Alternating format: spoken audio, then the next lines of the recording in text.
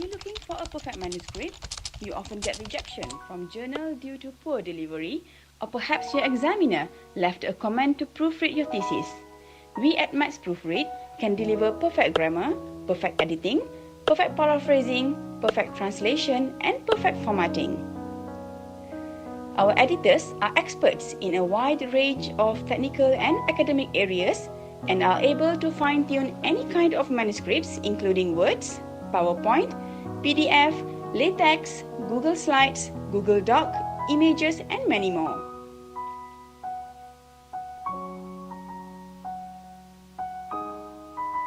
Our specialist editors understand your work and can edit in many fields of study, including but not limited to mathematics, robotics, engineering, medicine, chemistry, law, computer science, and many more.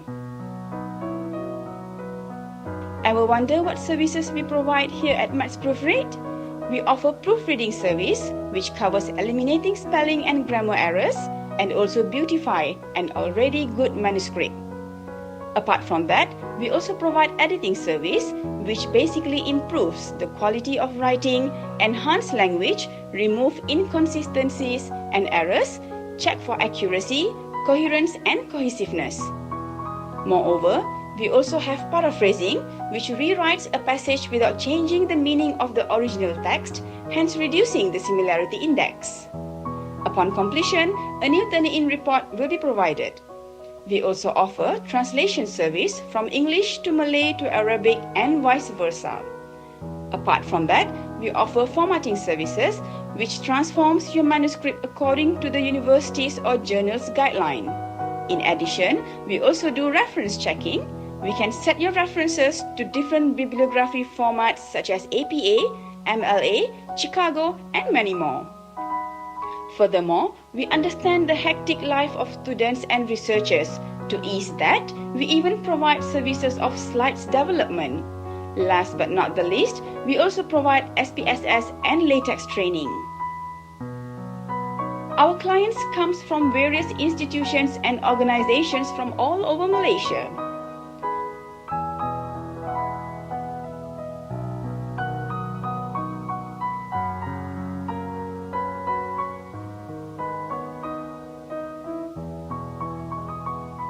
Our clients also come from various countries including Malaysia, Indonesia, Thailand, Bangladesh, Vietnam, Iran, Arab, Iraq, Nigeria, and many more.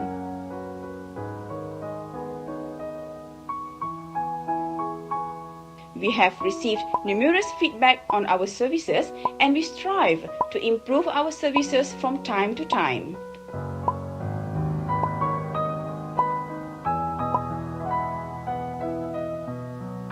We would like to take this opportunity to thank our clients for supporting us all this while.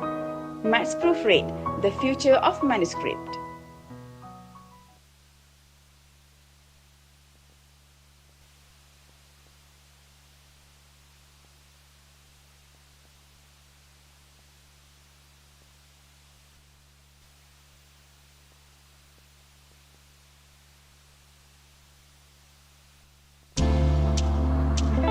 Welcome to the Waterfront Hotel.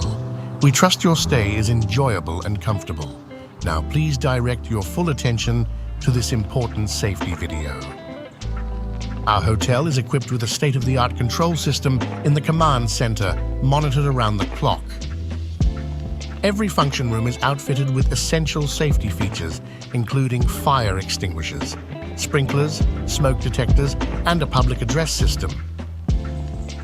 In the unfortunate event of an emergency during an event you are hosting or attending, promptly inform the security or banquet staff on duty.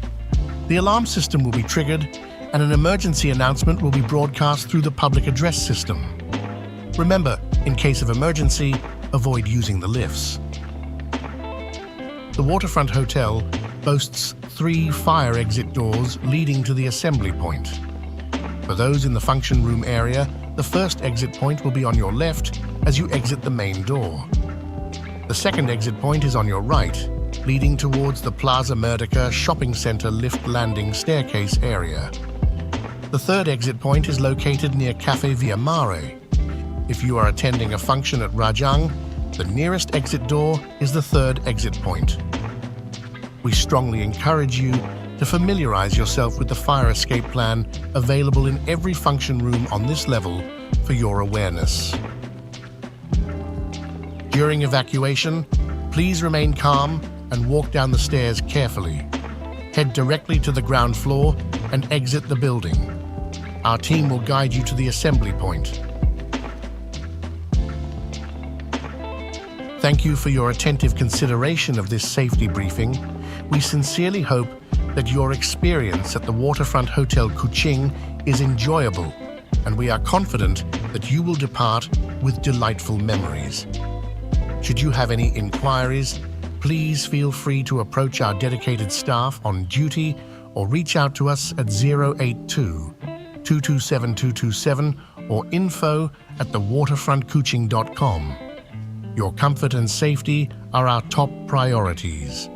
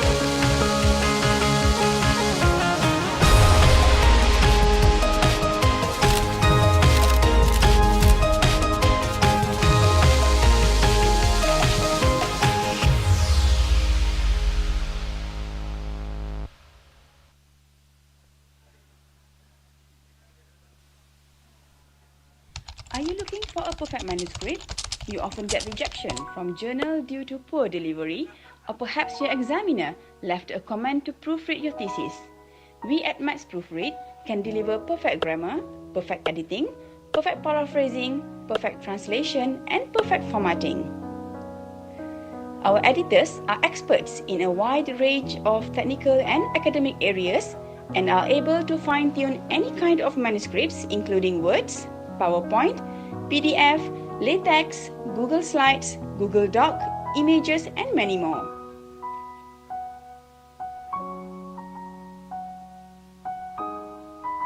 Our specialist editors understand your work and can edit in many fields of study, including but not limited to mathematics, robotics, engineering, medicine, chemistry, law, computer science, and many more. Ever wonder what services we provide here at Max Proofread? We offer proofreading service, which covers eliminating spelling and grammar errors, and also beautify an already good manuscript. Apart from that, we also provide editing service, which basically improves the quality of writing, enhance language, remove inconsistencies and errors, check for accuracy, coherence, and cohesiveness. Moreover, we also have paraphrasing, which rewrites a passage without changing the meaning of the original text, hence reducing the similarity index. Upon completion, a new Turn-in report will be provided. We also offer translation service from English to Malay to Arabic and vice versa. Apart from that, we offer formatting services which transforms your manuscript according to the university's or journal's guidelines. In addition, we also do reference checking. We can set your references to different bibliography formats such as APA, MLA, Chicago, and many more. Furthermore, we understand the hectic life of students and researchers. To ease that, we even provide services of slides development. Last but not the least, we also provide SPSS and LaTeX training. Test 1, 2, 3. Our clients comes from various institutions and organizations from all over Malaysia. Test 2, Test 3. Test 1, Test 2, Test 3.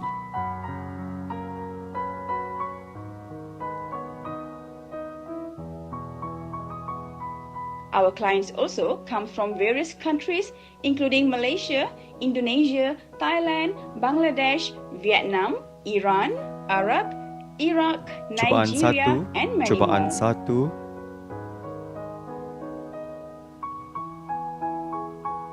We have received numerous feedback on our services and we strive to improve our services from time to time. Testing 1, 2, 3. Ladies and gentlemen, we would like to take this opportunity to thank our clients for supporting us all this while. Max Proofread, the future of manuscript.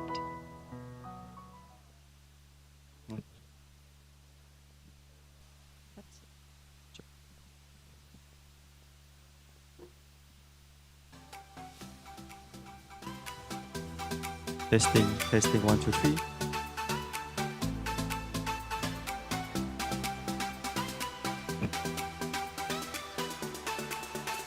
Testing.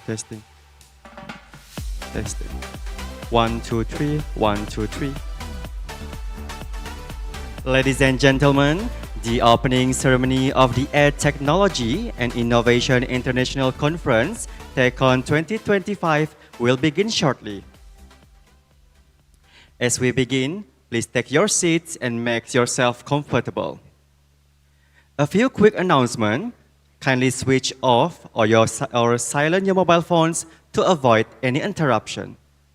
We ask everyone to please rise for the arrival of Yang Berhormat Minister for Education, Innovation and Talent Development Sarawak and the distinguished delegates, and remain standing for the Negaraku and Ibu Pertiwiku. At the end of the ceremony, we also ask you to rise for their departure. Thank you for your attention and cooperation.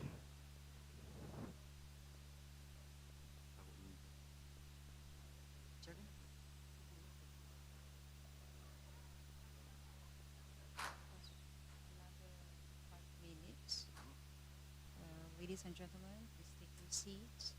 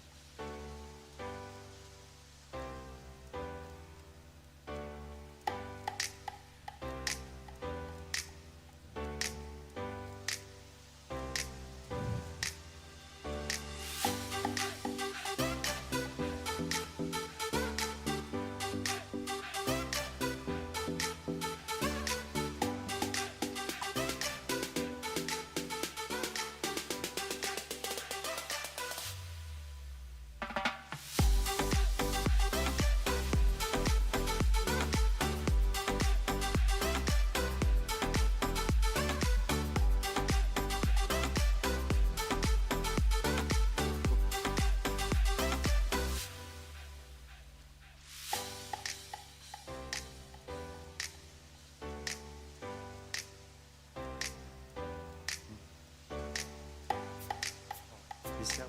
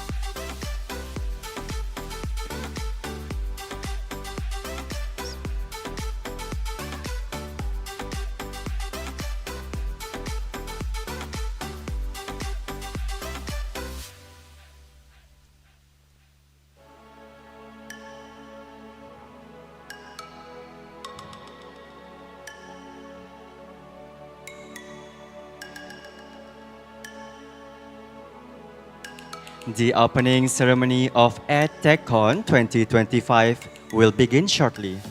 So ladies and gentlemen, please take your seats and make yourself comfortable.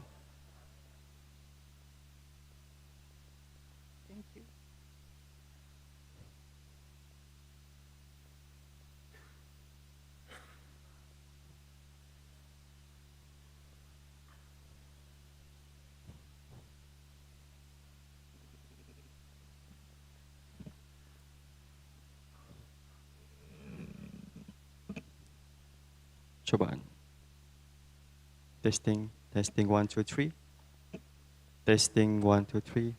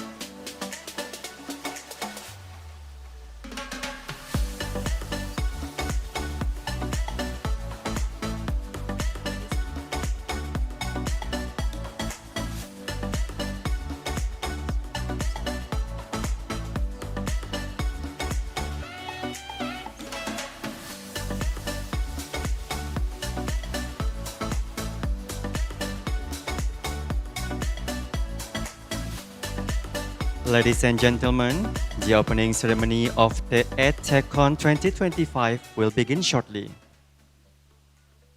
As we begin, please take your seats and make yourself comfortable.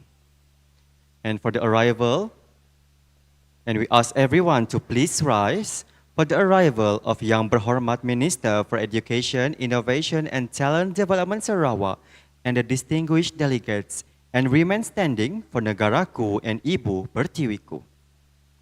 At the end of ceremony, we also ask you to rise for their departure. Thank you for your attention and cooperation.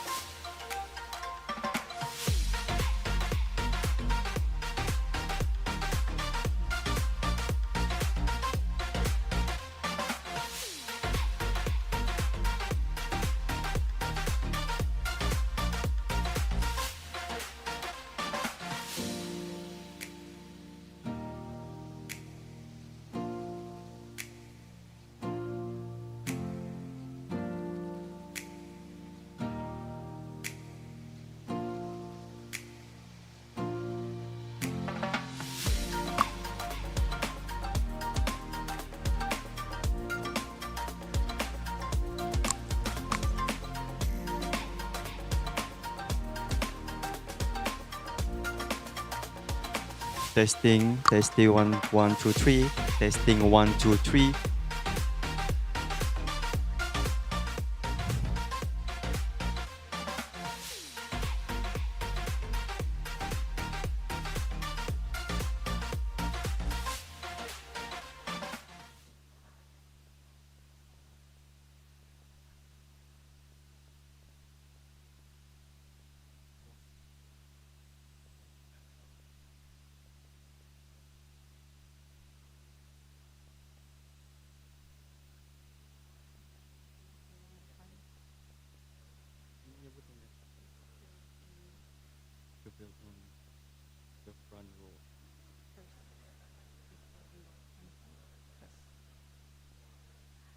Ladies and gentlemen, please, we kindly requested everyone to please fill in the front row first. Thank you.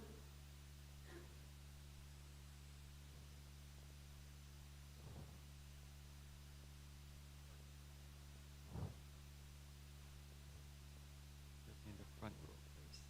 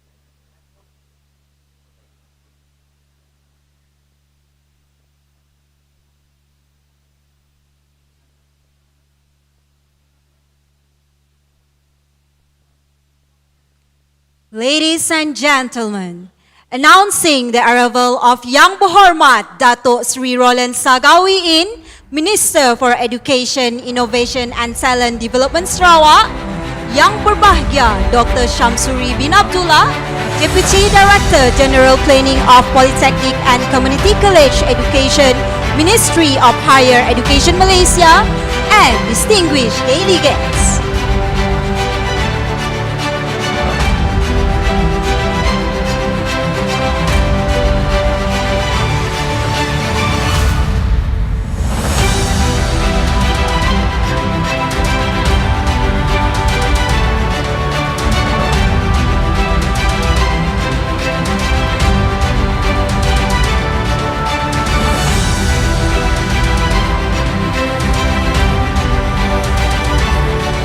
Ladies and gentlemen, please remain standing for the national anthem of Malaysia, Negaraku, followed by the state anthem of Sarawak, Ibu Pertiwiku.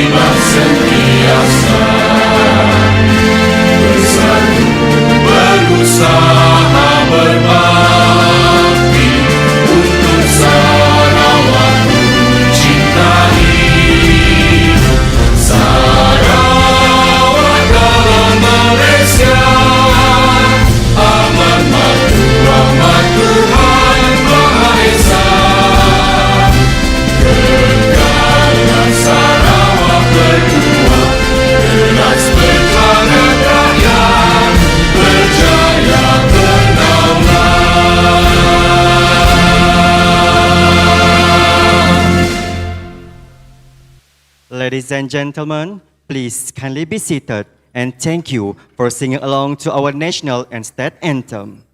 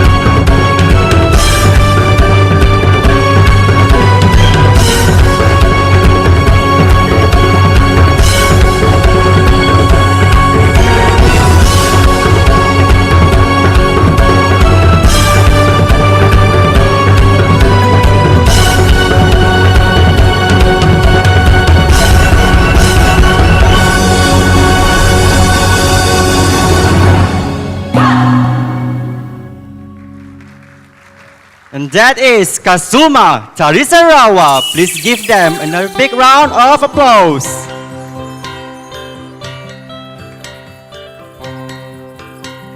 Distinguished delegates, ladies and gentlemen, that was Tarian Unity of Sarawak, a performance that highlights the diverse ethnic groups of Sarawak, showcasing our warm hospitality and rich cultural heritage that welcomes you to the land of the Hornbill. Bismillahirrahmanirrahim. Assalamualaikum warahmatullahi wabarakatuh. Salam sejahtera, salam Malaysia Madani, salam Sarawak Maju Makmur. A very good morning and warm welcome to Yang Berhormat Datuk Sri Roland Sagawiin, Minister for Education, Innovation and Talent Development Sarawak. Yang berbahagia Dr. Syamsuri bin Abdullah, Deputy Director General Planning of Polytechnic and Community College Education, representing Yang Berbahagia Datuk Dr. Haji Muhammad Zahari Ismail, Director General of Polytechnic and Community College Education, Ministry of Higher Education Malaysia, Yang Berhormat Mr. Royston Valentine, Member of Sarawak Legislative Assembly N57 Tilian, Mr. Suhaili bin Ali, Director of Polytechnic Muka Sarawak, Professor Engineer Dr. Muhammad Ashidi Azam bin Muhammad Abid, Dean Faculty of Industrial and Manufacturing Technology and Engineering, University Technical Malaysia Melaka, Dr. Andi Asrifan, Lecturer of Doctoral Program in English Language Education, Graduate Schools of Universitas Negeri Makassar, Indonesia, representing Professor Dr. Karta Jayadi, Rector Universitas Negeri Makassar, Assistant Professor Dr. Samira Raki, Assistant Professor, National Schools of Commons and Management, Ibn Zor University, Morocco. Mr. Joachim Sun Gim Seng, General Manager Capacity and Digitalization of Business Event Sarawak, representing the CEO of Business Event Sarawak, Directors and Deputy Directors of Polytechnic and Community College Malaysia, Dr. Hafsah binti Muhammad Sabli, Deputy Chairman TECHON 2025, the Head of Research, Innovation and Commercialization Unit, Polytechnic Muka, Head of Department and Head of Unit of Polytechnic and Community College Malaysia, representative from industry and educational institution partners, Technologist Johaidi Zamani bin Jamaluddin, Program Director of TECHON 2025, session panels, organizing committee members, presenters, and participants of the TECHON 2025. Ladies and gentlemen, please welcome to the opening ceremony of the Technology and Innovation International Conference TECHON 2025. I'm Madina Shadan, I'm Kawaris Mirafi, and it is our great pleasure to be your Master of Ceremony for this year's conference. Ladies and gentlemen, first of all, thank you for taking your time to join us today at the Waterfront Hotel. We hope this year's conference bring together some of the brightest minds from various fields and serve as a platform for meaningful discussion, groundbreaking research, and idea sharing aligned with this year's theme, AI, TVET, and renewable energy driving a sustainable future through the Sustainable Development Goals. This event is held in a hybrid format, allowing those who couldn't join us in person to participate via live streaming on TECHON Facebook page and through the Microsoft Teams platform. I'm so delighted to share that this year we are joined by over 220 participants from across the globe, including Malaysia, Brunei, Indonesia, Japan, India, Morocco, Ghana, and Oman. And that's what we call an incredible turnout. Ladies and gentlemen, let's give a big round of applause.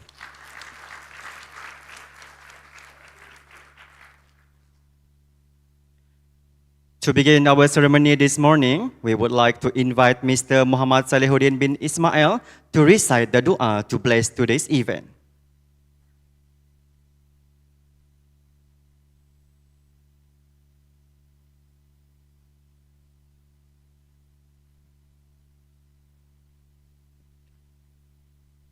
Assalamualaikum and very good morning.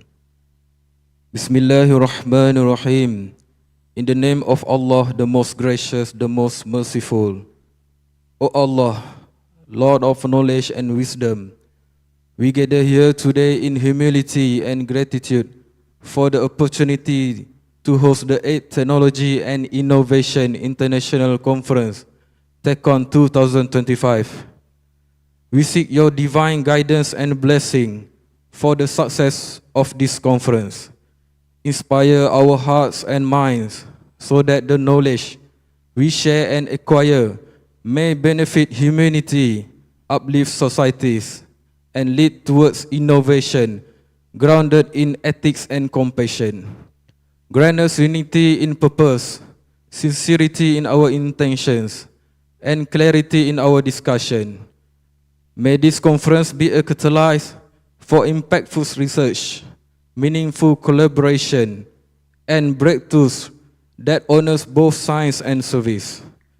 Bless all the speakers, presenters, organizers, and participants.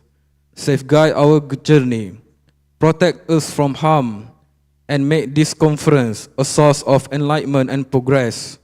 O Allah, open for us the door of wisdom and make each for us the path of knowledge. ربنا آتنا في الدنيا حسنة وفي الآخرة حسنة وقنا عذاب النار وصلى الله على سيدنا محمد وعلى آله وصحبه وسلم والحمد لله رب العالمين.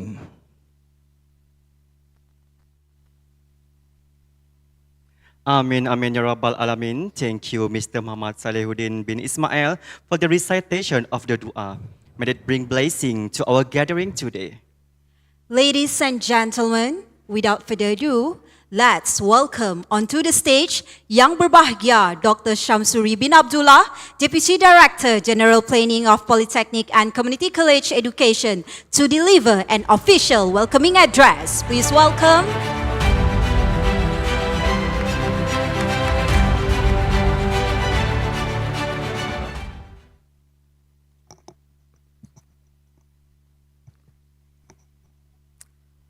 Thank you for the introduction. Thank you, MCs. Bismillahirrahmanirrahim. Assalamualaikum warahmatullahi wabarakatuh. Salam sejahtera. Salam Malaysia Madani. Salam Sarawak Maju Makmur. And a very warm welcome to Yang Berhormat Datuk Seri Roland Sagahawiin, Minister of Education, Innovation and Talent Development Sarawak. Yang Berhormat Mr. Royston bin Valentine, Member of Sarawak Legislative Assembly N57 Telian, Mr. Suhaili bin Ali, Director of Polytechnic Muka Sarawak, Professor Insinyur Dr. Muhammad Ashadi Azam bin Muhammad Abid, Dean Faculty of Industrial and Manufacturing Technology and Engineering, University Technical Malaysia, Melaka, or UTM Malaysia, Dr. Andi Asrifan, Lecturer of Doctoral Program in English Language Education, Graduate School of Universitas Negeri Makassar, UNM Indonesia, Assistant Professor Dr. Samira Raki, Assistant Professor, National School of Commerce and Management, ENCGA, Ibn Zuhur University, Morocco, Mr. Joachim Sun Jim Seng, General Manager of Capacity and Digitalization, Business Events, Sarawak, honorable guests, the participants of 8th Technology and Innovation International Conference, TECHON 2025. I'm grateful to Allah the Almighty for His blessings and grace that allows us to gather here today for the 8th Technology and Innovation International Conference, TECHON 2025 here in Kuching, Sarawak. On behalf of the Department of Polytechnic and Community College Education, JPPKK, as the main organizer, I extend a warm welcome to all participants, partners, and distinguished guests. Your presence signifies our collective commitment towards advancing technology, innovation, and sustainable development through technical and vocational education and training, TVET. For your information, YB, and I think I have mentioned to you and dear guests and participants that to come to Sarawak is always like a homecoming to me because I first started my career in Kuching, Sarawak in 1992 until 99. Even my children, all of them is anak Kuching, lahir in Kuching, Sarawak. So I'm really indebted to the people of Sarawak, as mentioned in the state anthem, Negeri Sarawak yang bertuah. So as a special note of appreciation goes to Yang Berhormat Datuk Sri Roland, Minister of Education, Innovation and Talent Development, MEITD Sarawak, for graciously accepting our invitation to officiate TECHON 2025. Give a round of applause to our YB. Your unwavering support for the advancements of TVET and innovation, not just in Sarawak, but nationally, has been instrumental in empowering education, industry partnerships, and youth development. We are truly honored by your presence, YB. On behalf of the organizing committee, I would like to express our deepest gratitude to all supporters and sponsors whose contributions have been pivotal to the success of this event. We extend our sincere appreciation to the Ministry of Education, Innovation and Talent Development Sarawak, as well as Business Events Sarawak, for their esteemed support. We are also profoundly thankful to our sponsors, Pejabat Pusat Khidmat N57 Talian, YB Royson, Bank Kerjasama Rakyat Malaysia Berhad, Bank Rakyat Mukah Branch, GOTT Sdn Berhad, Maths Proofread, and Persekutuan Persatuan Melanau Sarawak. Give a round of applause to them too. Your steadfast support reflects a shared commitment to the advancement of our collective goals, and we are truly honored to partner with each of you. Bak kata pepatah Melayu, terima kasih daun keladi. Kalau ada rezeki, berilah lagi.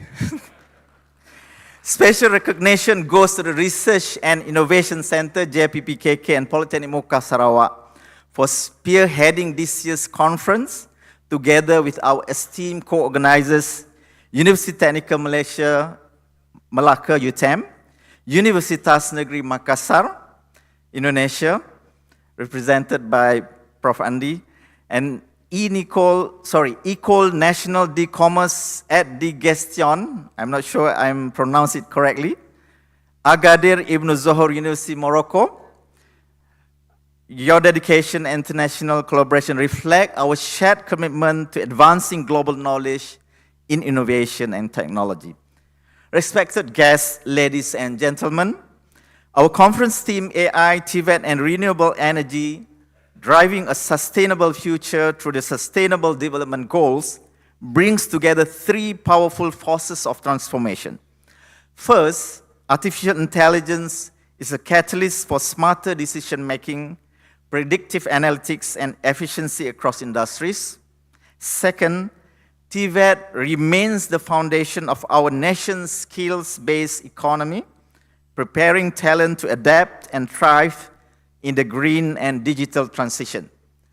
Third, Malaysia's commitment to renewable energy is steadily advancing under national strategies such as National Energy Transition Roadmap, NETR. As TVET providers, our role is to equip a workforce that is prepared for this transition. Together, these three pillars offer the potential to transform our economy, create inclusive growth, and achieve the SDGs under the broader framework of Malaysia Madani. From a policy and strategic standpoint, JPPKK, or Department of Polytechnic and Community College Education, continues to champion the empowerment of TVET institutions through applied research, digitalization, and sustainability-focused curriculum. The establishment of centers of excellence, curriculum revitalization, and industry-driven upskilling are key components of our ongoing reforms efforts.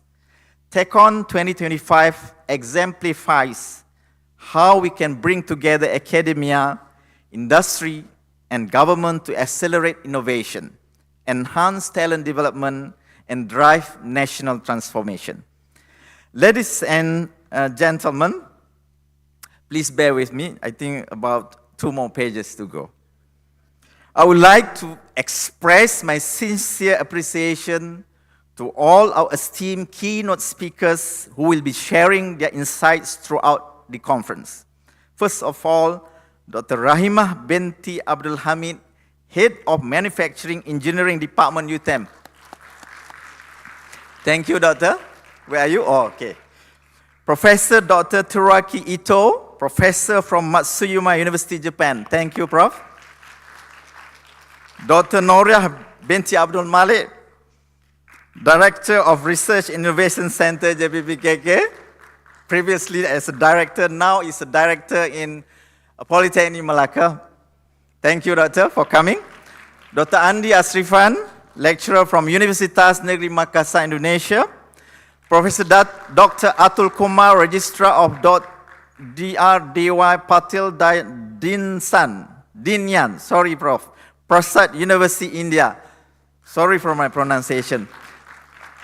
Assistant Professor Dr. Samira Raki, Assistant Professor at National School of Commerce and Management, ENCGA, Ibn Zohor University, Morocco. I believe that Professor follow us through online. And we are truly honored to have them share their expertise, perspectives, and knowledge, which greatly contribute to the success and impact of TECHON 2025. I think I have to cut short. I don't want you bored with my my speech, and I don't want to overshadow our VVIPs. So, ladies and gentlemen, once again, I would like to welcome you to Kuching, Sarawak, and the Technology and Innovation International Conference TECHON 2025. May your time here be filled with insightful discussions, valuable connections, and unforgettable experiences. Not to forget, give a round of applause to the Jawatan Kuasa Penganjur.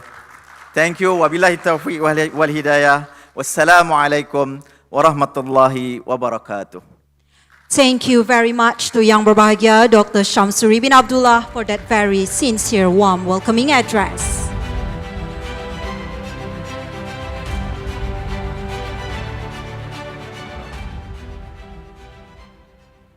Ladies and gentlemen, we would like to express our heartfelt gratitude to the Ministry of Education, Innovation and Talent Development Sarawak for their unwavering support of this year's conference. Our sincere appreciation also goes to Business Event Sarawak for their official support of this event. We would also like to thank Pejabat Pusat Khidmat N57 Telian, Bank Rakyat Mocha Branch, GOTT Sendirian Berhad, Mets Proofread, and Persekutuan Persatuan Melanau for their generous sponsorship of this 2 days event. Your contribution have truly exceeded our expectation. And now, the moment we all been waiting for, the officiating speech for TECHON 2025. Without further ado, please join me in welcoming Yang Berhormat Datuk Seri Roland Sagawi In, Minister for Education, Innovation and Talent Development Sarawak, to deliver his speech and to officiate the TECHON 2025. Please welcome Yang Berhormat Datuk Seri.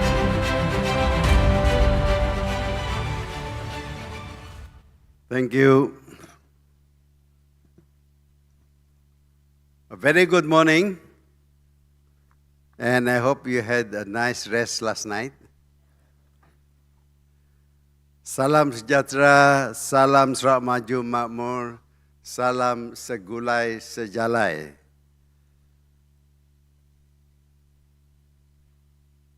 Yang berhormat, the Honorable Mr. Royston bin Valentine, the State Assemblyman for N57 Talian,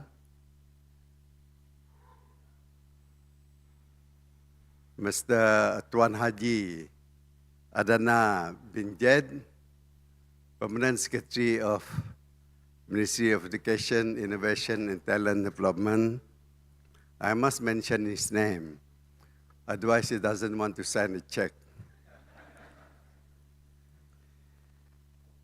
Yang Bahagia Dr. Samsuri bin Abdullah, Deputy Director General Planning of Polytechnic and Community College Education from Mohi.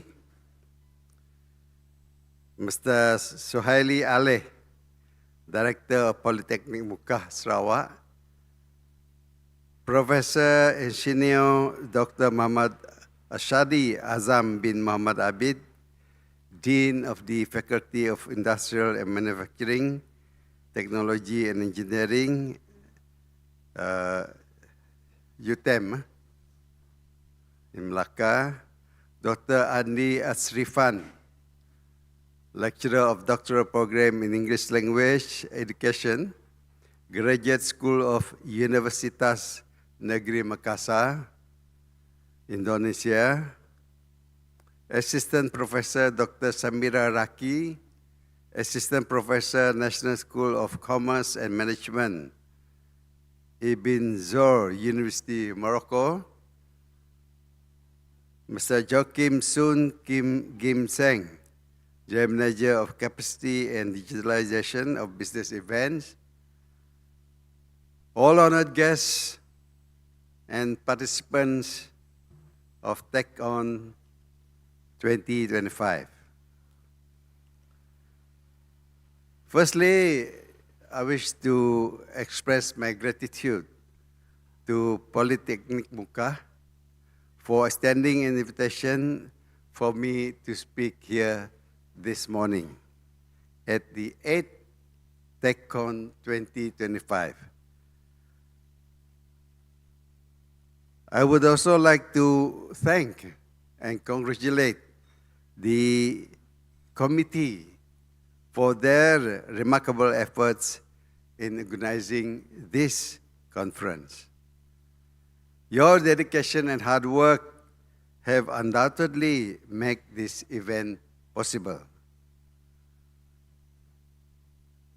A warm welcome to all keynote speakers and participants who have traveled from near and far to this significant international gathering hosted today in Kuching, Sarawak, to share their knowledge and expertise.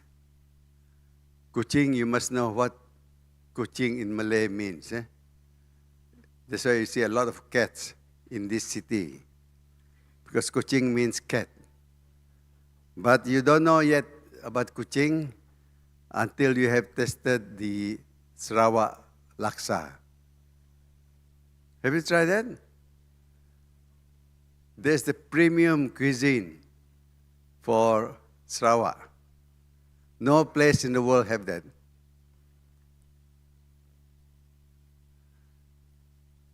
You are too quiet. It scares me, you know. Now, your presence here is really an honor for us because you help and you also show that you have the feel of wanting to have a collaborative effort to advance education, innovation, and sustainable development. A special word of appreciation goes to the Research and Innovation Center, Department of Polytechnic and Community College Education. A very long words. In short, is JPPKK, and Polytechnic Muka is the main organizer of this event. Putting things together is a great effort and truly commendable. Also, my thanks to UTEM, Universitas Negeri Makassar, Indonesia, and Ecole Nationale de Commerce at the Gestion, Agadir, Ibn Zor University, Morocco. Pardon me if I didn't pronounce correctly. I believe they are hearing me online. This enriches participation in this event and make it international. Also, thank you to our sponsors, not forgetting my own ministry. Tuan Haji, don't forget to sign a check.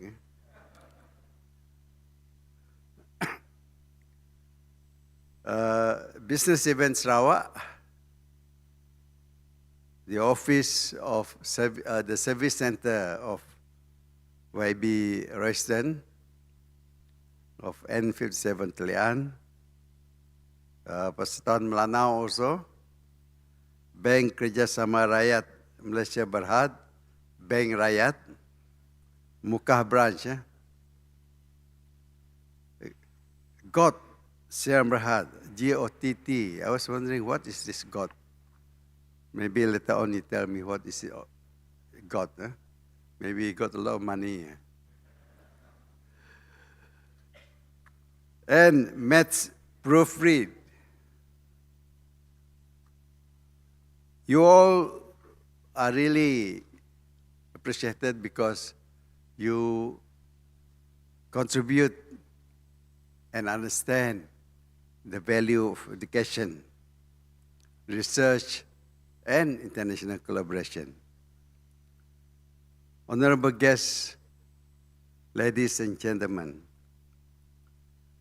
this year's theme, AI, TVET, and renewable energy, driving a sustainable future through the Sustainable Development Goals, is not only visionary, but also profoundly relevant to the realities we face today. We are living in an age of rapid transformation. Technologies are advancing at an unprecedented speed. Climate change is no longer a distant concern. It is a present-day crisis. Economic disruptions, digital divides, and shifting job markets are redefining how we live, learn, and work. In this ever-shifting landscape, the three pillars that have emerged, as mentioned by Dr. Samsuri just now, there is three crucial enablers: AI, TVET, and renewable energy. AI, as you all know, is changing a lot of things. And it affects the very fabric of our lives. From predictive healthcare and automated logistics to smart agriculture and digital learning platforms. It is an invisible engine of transformation. But AI is not merely about replacing human effort. Actually, we should never let it replace human effort. At its best, just treat it as a tool that empowers decision-making, drives innovation, and solves real-world problems when applied, and this is very important, when applied ethically. Ethics is the number one factor when using AI. And equitably, with human values at its core. AI has the power to accelerate the achievement of multiple sustainable goals from SDG 4, that's quality education, to SDG 9, industry, innovation, and infrastructure, and SDG 7, affordable and clean energy. However, harnessing this potential requires one essential ingredient, that is skills. And this brings us to the second pillar, which is TVET.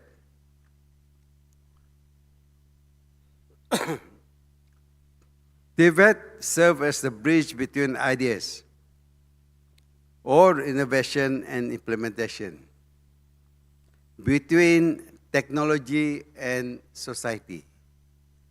It is the system that equips our youth, our workforce, and our communities with the practical skills, technical competencies, and problem-solving mindsets needed to thrive in an evolving world.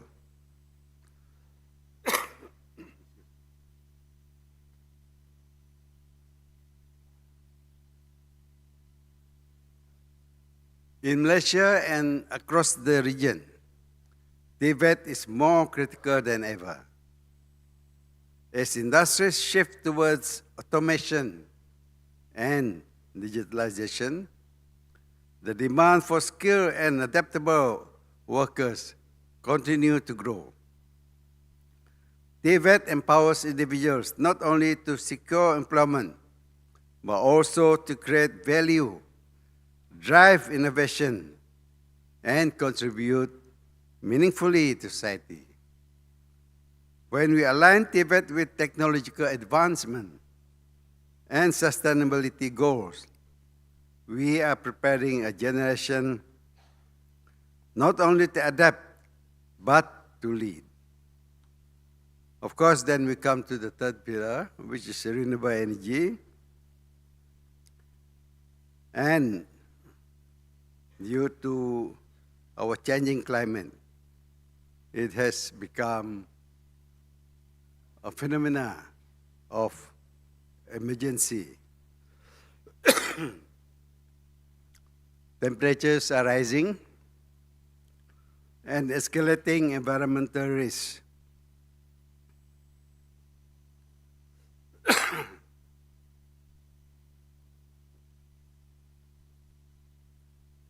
And actually, we are witnessing the consequences of unsustainable energy use.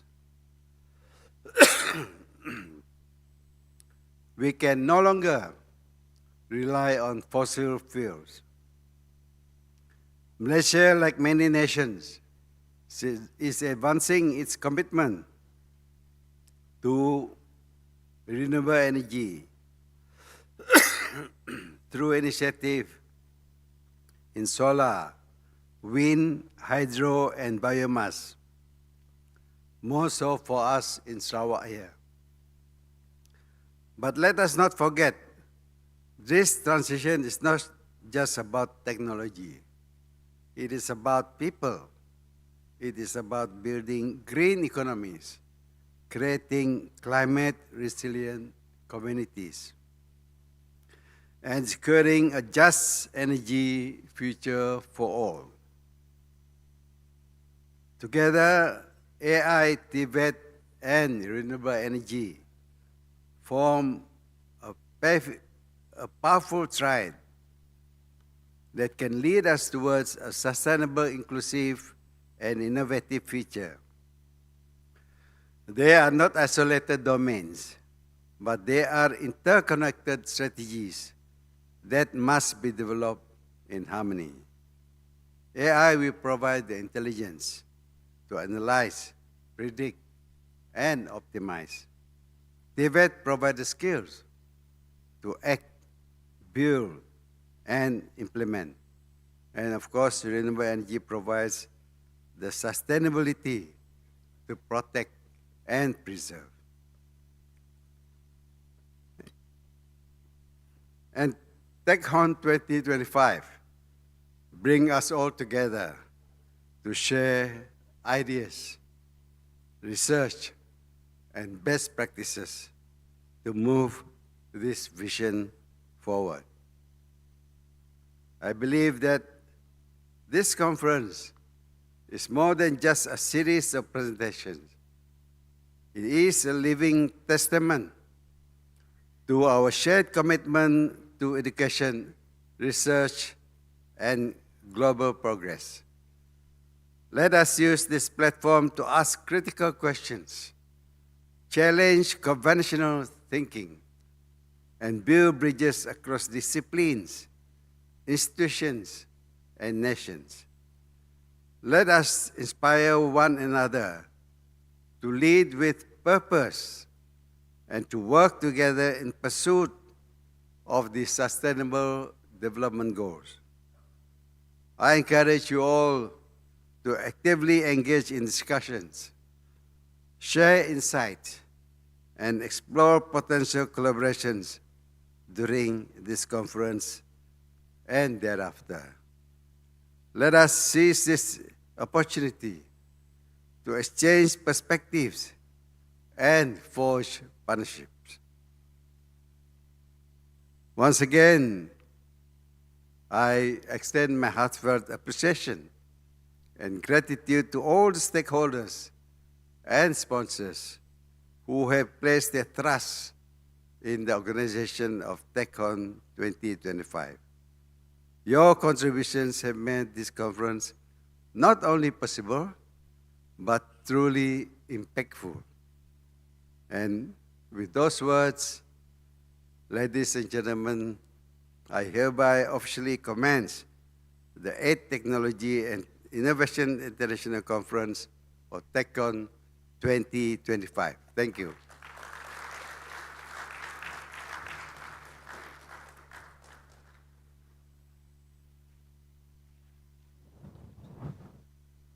Thank you very much. We kindly invite Yang Berhormat Datuk Sri to remain on stage for the opening gimmick of TECHON 2025. To officially mark this opening ceremony, we would like to request the presence of our honorable guests on stage to accompany Yang Berhormat Datuk Sri Roland Sagawi. Please welcome on stage.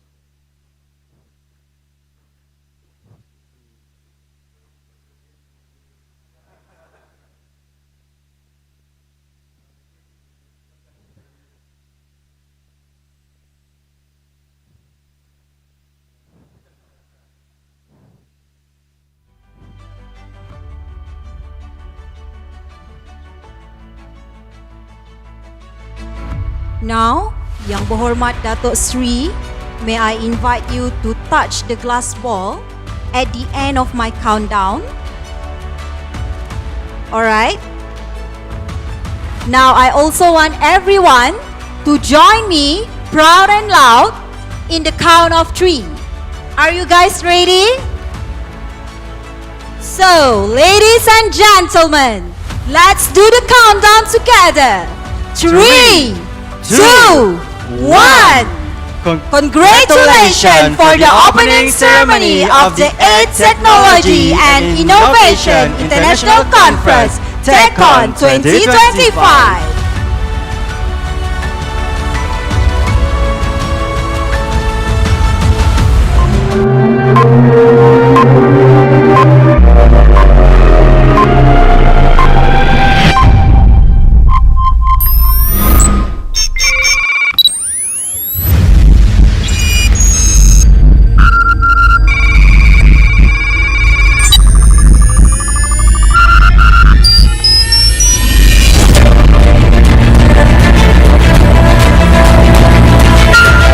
Every great transformation begin with a single spark.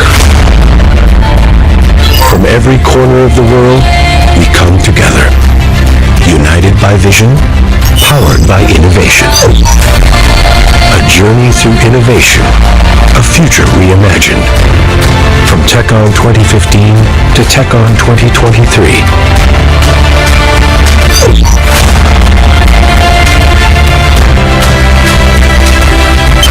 AI, TVET,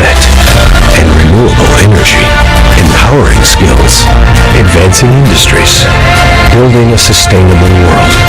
TECHON is where engineering, entrepreneurship, and technology converge, driven by the Sustainable Development Goals. With 6 keynote speakers from around the world, Professor Dr. Teruaki Ito, Dr. Rahima, Dr. Naraya, Dr. Andy, Professor Dr. Adil, and Assistant Professor Dr. Samira. Organized and co-organized by visionary partners. Supported by strong organization and made possible through the generous sponsorship. Welcome to the future. Welcome to TECHON 2025. Now, officially launched.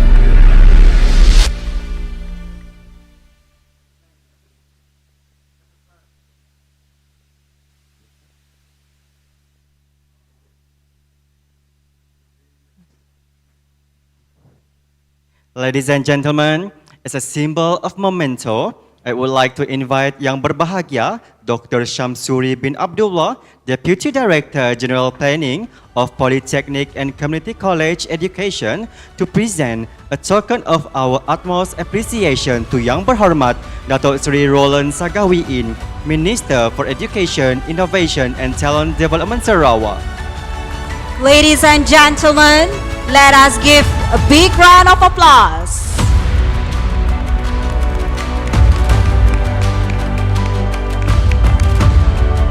And please, let's have a group photo together first.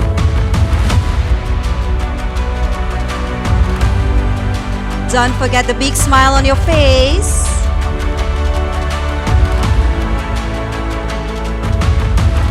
Congratulations once again, ladies and gentlemen. Please give a big round of applause for the opening of TECHON 2025.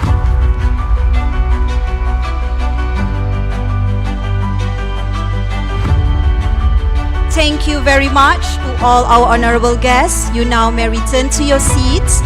Meanwhile, I would like to request Yang Berhormat Datuk Seri Roland Sagawiin, Yang Berbahagia Dr. Syamsuri bin Abdullah and Mr. Suhaili bin Ali to remain on stage.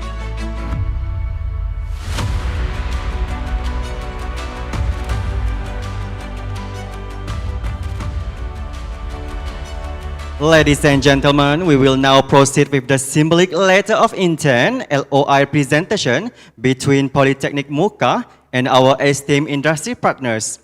We are truly honored to have several representatives from the industry and institutional sector with us today. The invited representatives are kindly requested to please stay on stage first for next agenda. To begin, we would like to invite Mr. Wan Abdullah bin Wan Muhammadin, Director of Gugusan Duta Sdn Bhd.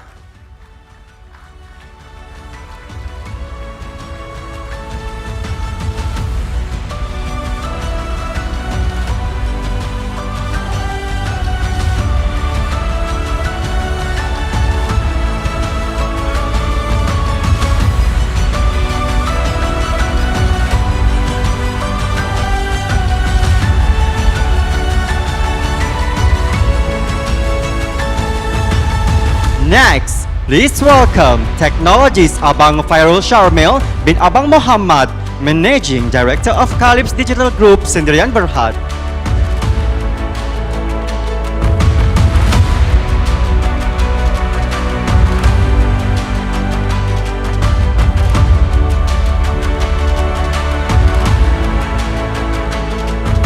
Next, Mr. Rick Hansel, HR Manager of Pertama Ferroalloy Sdn Bhd.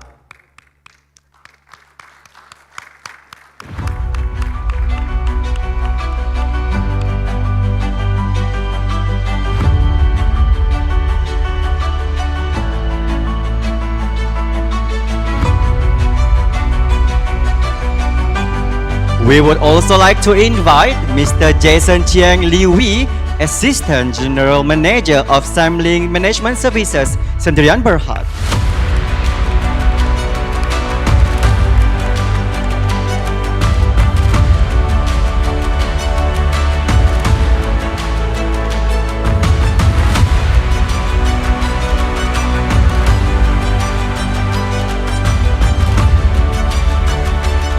And now, please welcome Mr. Awang Hafizi bin Awang Az-Zahari, Managing Director of Megah Armada Sdn Bhd.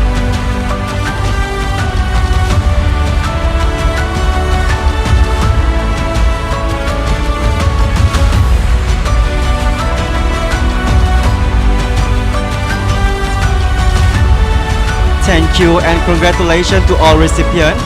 This symbolic exchange reflects our commitment to collaboration and innovation. Next, we now proceed with the presentation of appreciation to our industry and institutional partners in recognition of their support for TECHON and IBEC 2025.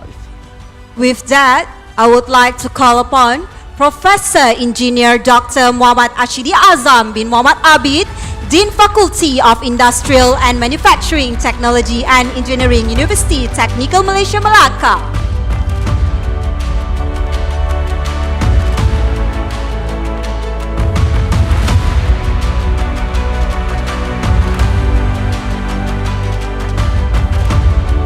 Next, please welcome Dr. Andi Asrifan, Lecturer of Doctoral Program in English Language Education, Graduate Schools of Universitas Negeri Makassar.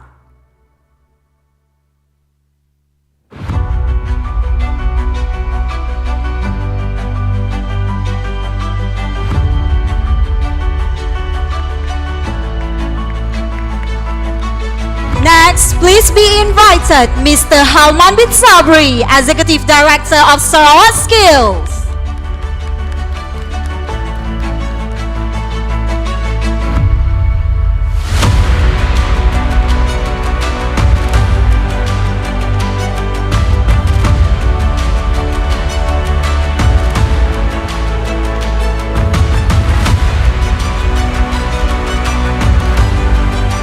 Next, Dr. Dayang Hanani binti Abang Ibrahim, Chief Academic Officer of the Aerospace Digital and Green Energy Centex.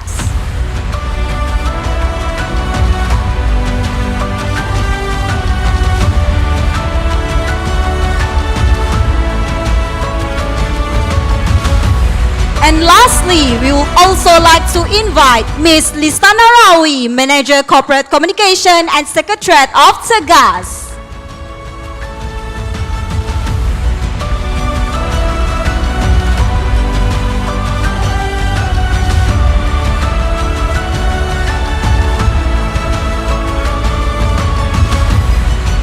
Now, kindly invite both our industry and institutional representative to come forward once again, together with our honorable guests for a group photo session.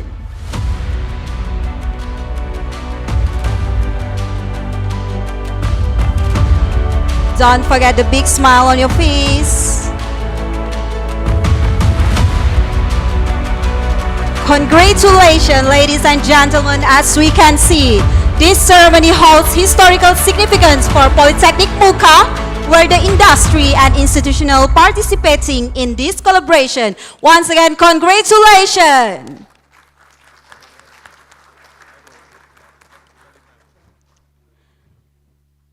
Thank you very much to all our honorable guests and distinguished delegates.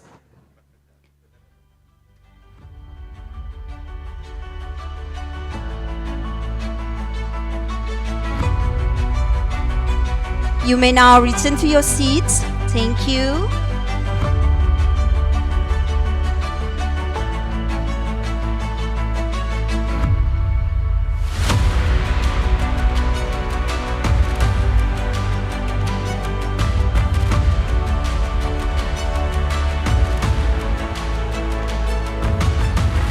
While we take this moment to celebrate, we would also like to acknowledge several industry and institutional partners who are part of this initiative but are unable to be with us in person today. They are Consortium Bumi Consultant, Angsana Jaya Sdn Bhd, DA Virtual Sdn Bhd, Kejuruteraan Gemilang Jaya Sdn Bhd, Mordo Interactive Sdn Bhd, Politeknik Manufaktur Bandung, Politeknik Negeri Ambon, Politeknik Negeri Jakarta, and also MRSM Muka. We sincerely thank them for the support and commitment in this initiative. May this mark the beginning of impactful and sustainable partnership for the benefit of our institution and industries. One more time, let's give a big round of applause to everyone.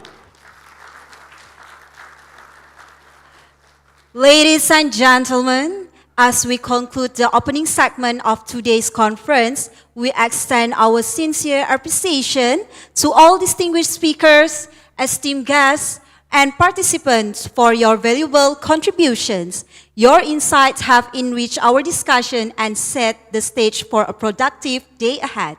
We would also like to express our sincere appreciation to Yang Berhormat Datuk Sri Roland Sagawiin, Minister for Education, Innovation and Talent Development Sarawak, for honoring us with his presence on this momentous occasion. Thank you, Yang Berhormat Datuk Sri. To our valued partners from both industry and institutional partners, whether present or joining us remotely, thank you for your trust and commitment. We look forward to building on this strong start and continuing impactful collaboration throughout the conference. We now invite you to enjoy the morning tea break and take the opportunity to network and exchange ideas. Ladies and gentlemen, we've reached the end of this segment, and it is with immense respect that we are announcing the departure of Yang Berhormat Minister. Members of the floor, may I invite everyone to kindly rise and join me in giving a big round of applause as we bid farewell to Yang Berhormat Minister.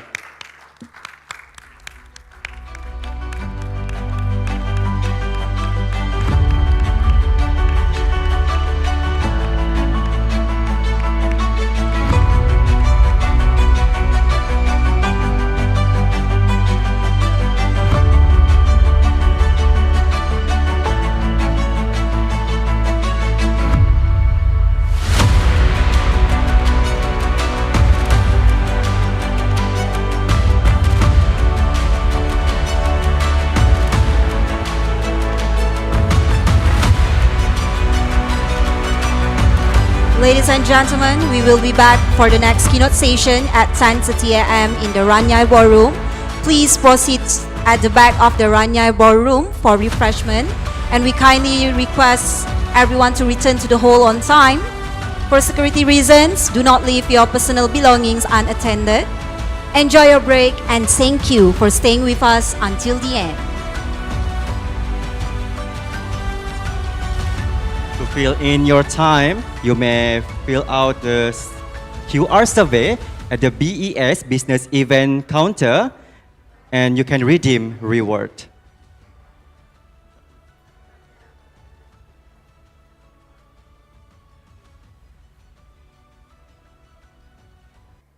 Kenal pemjak tangan. Adik Dayana.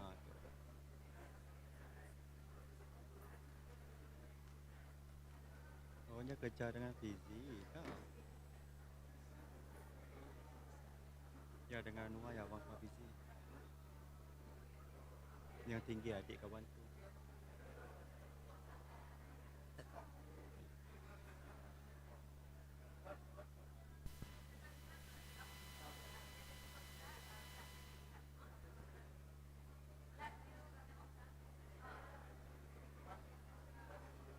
Ladies and gentlemen,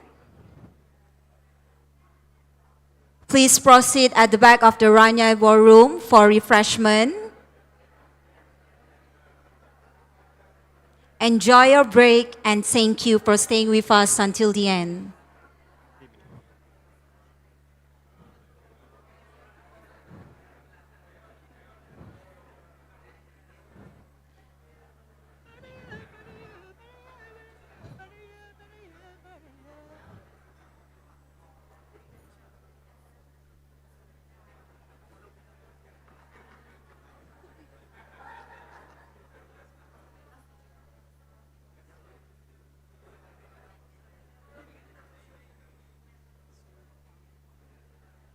Opening.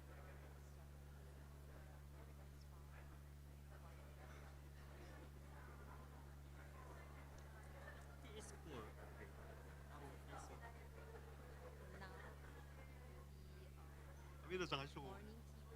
Tapi aku ada accident sikit-sikit kan.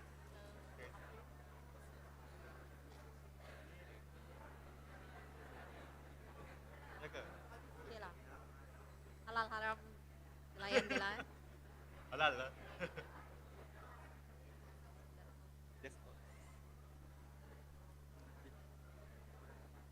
Din, din, din.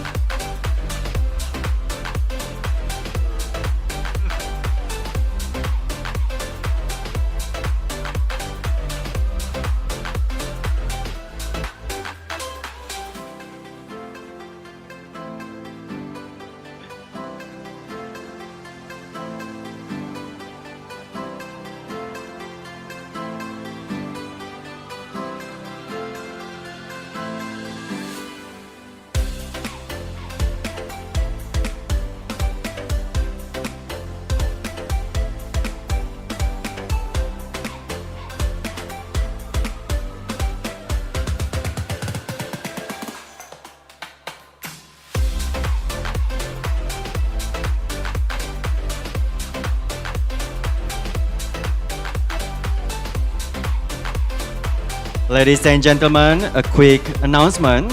Don't forget to drop by the Business Event Sarawak counter and scan the QR code for a quick survey.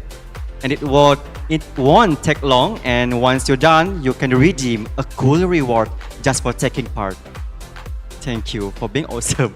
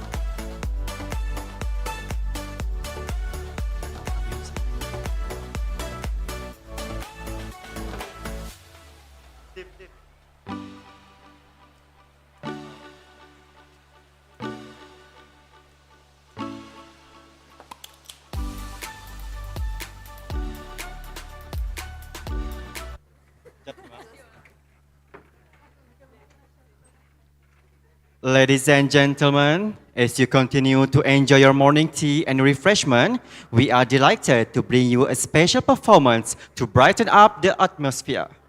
Please sit back, relax, and enjoy. Presenting to you modern dance that symbolizes unity through movement, harmony through heart by Kasuma Tari Sarawak. Come on, shake your body, baby, do that conga. No, you can't control yourself any longer. Come on, shake your body, baby, do that conga. No, you can't control yourself any longer.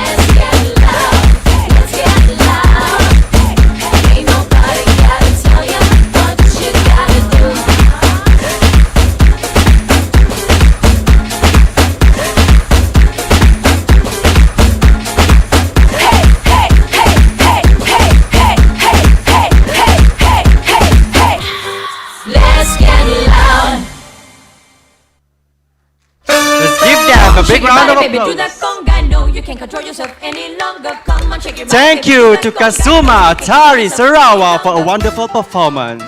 Ladies and gentlemen, please feel free to continue enjoying your refreshment break. You want me to dance? Now let's welcome Siti Majid.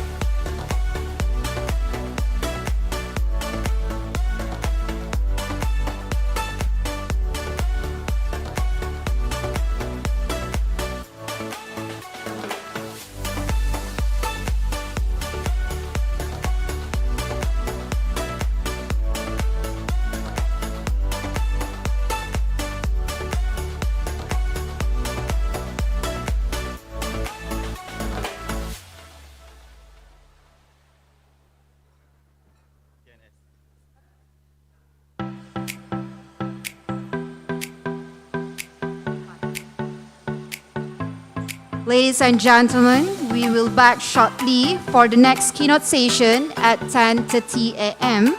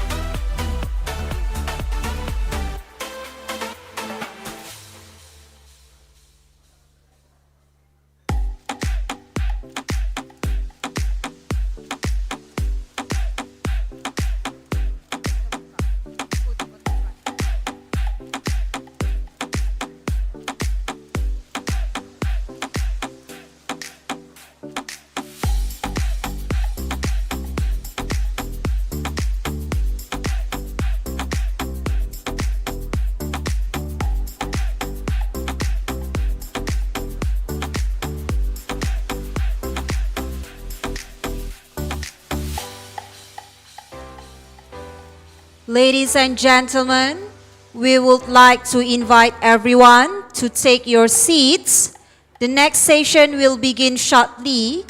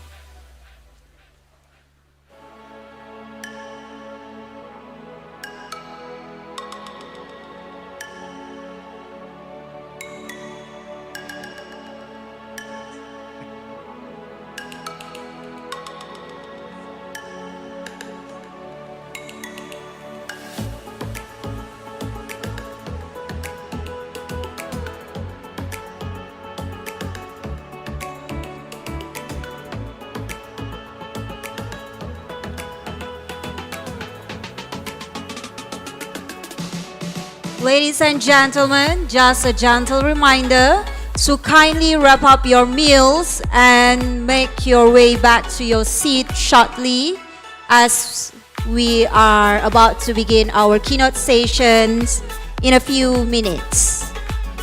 Please kindly be seated and fill at the front row first. And make yourself comfortable.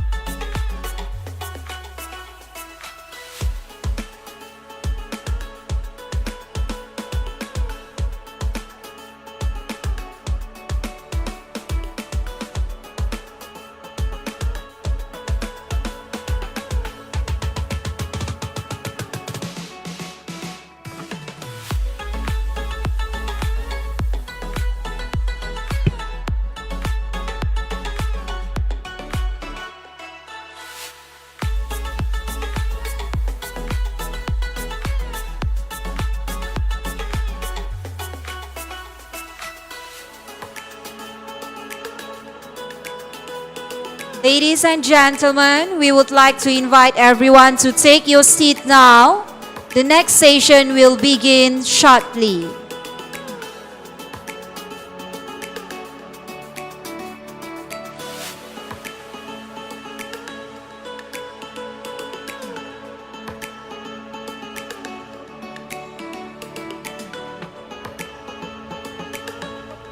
Please kindly wrap up your meals now and make your way back to your seats.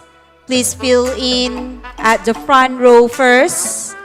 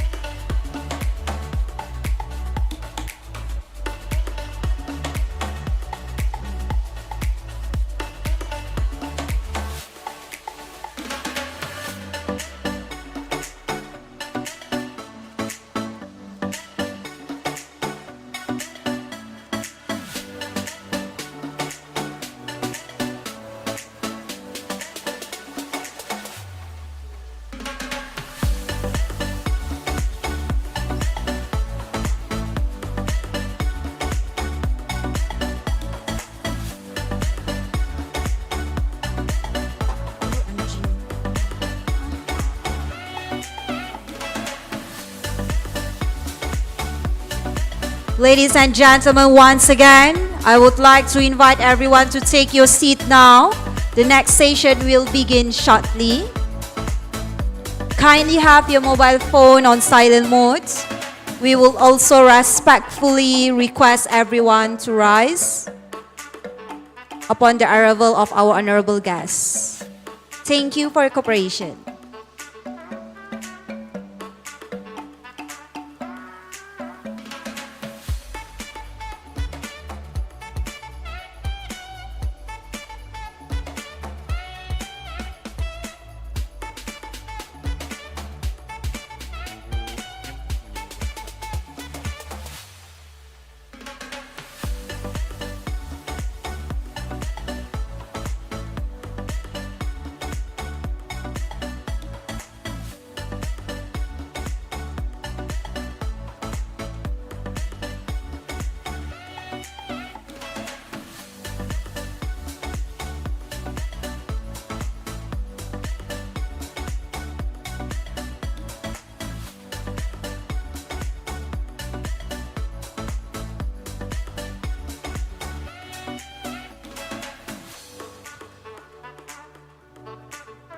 Ladies and gentlemen, may we kindly ask for your cooperation to fill up the front seats first, please.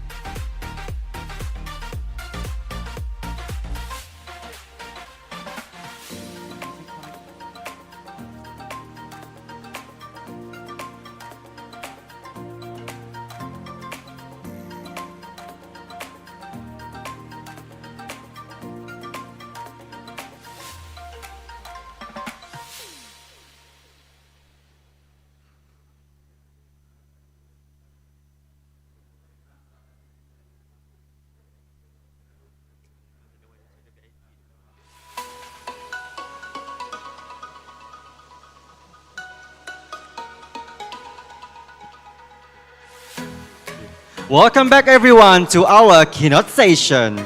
Excellencies, distinguished delegates, participants, ladies and gentlemen, Assalamualaikum and a very good morning.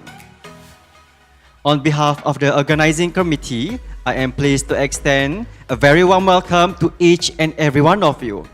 We deeply appreciate your presence here today, especially given your busy schedule. We have prepared a program that's not only rich in insight, but also designed to keep you engaged and inspired throughout the day. As you're aware, our conference theme focuses on AI, TVET, and renewable energy, driving a sustainable future through the Sustainable Development Goals. These themes highlight about how innovation and technology can help push forward the United Nations Sustainable Development Goals. Throughout the day, we will explore how we can boost digital transformation with AI, empower human capital through creative TVET solution, and also promote sustainable energy to tackle today's global challenges. We hope today's spark fresh ideas, meaningful conversation, and valuable connection. As Dennis Wheatley once said, never become so much of an expert that you stop gaining expertise.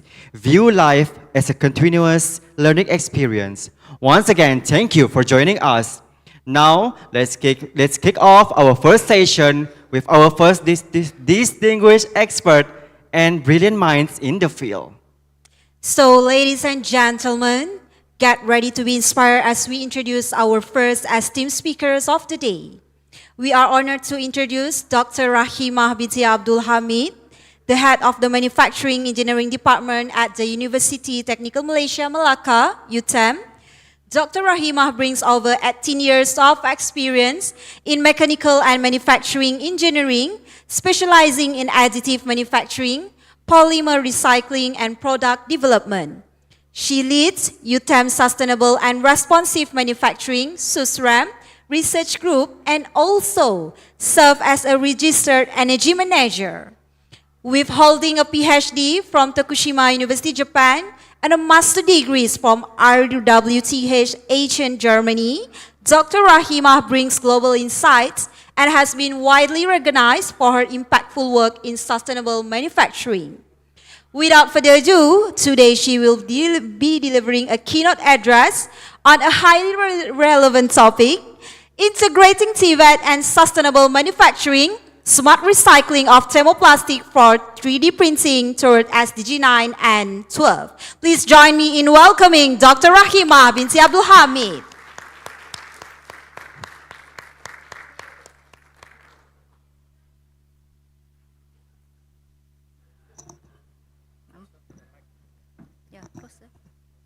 Test. Okay.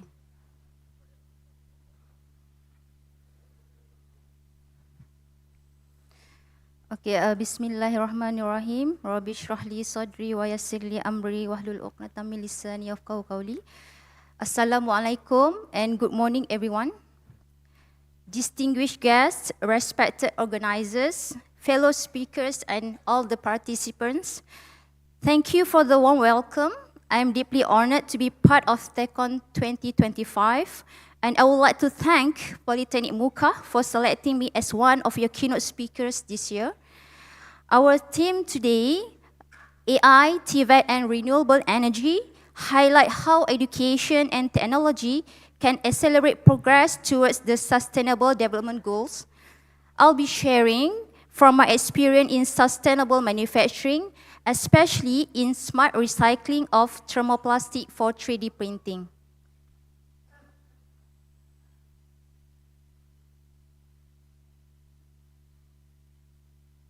Okay, now we are going to talk about how to integrate TVET and sustainable manufacturing.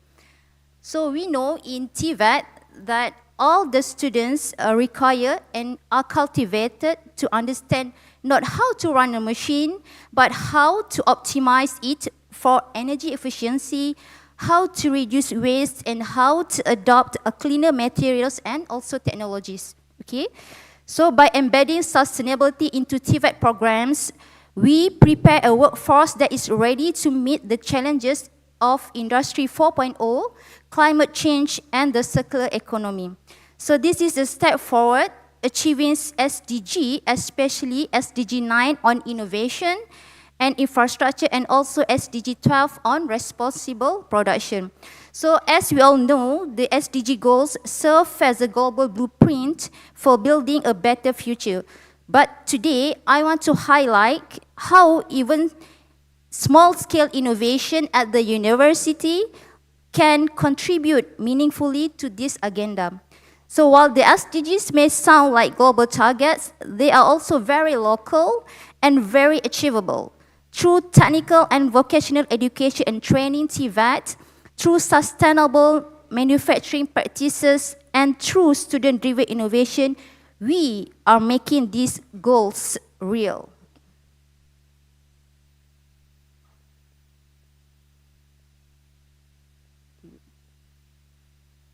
So now I'm going to talk about 3D printing.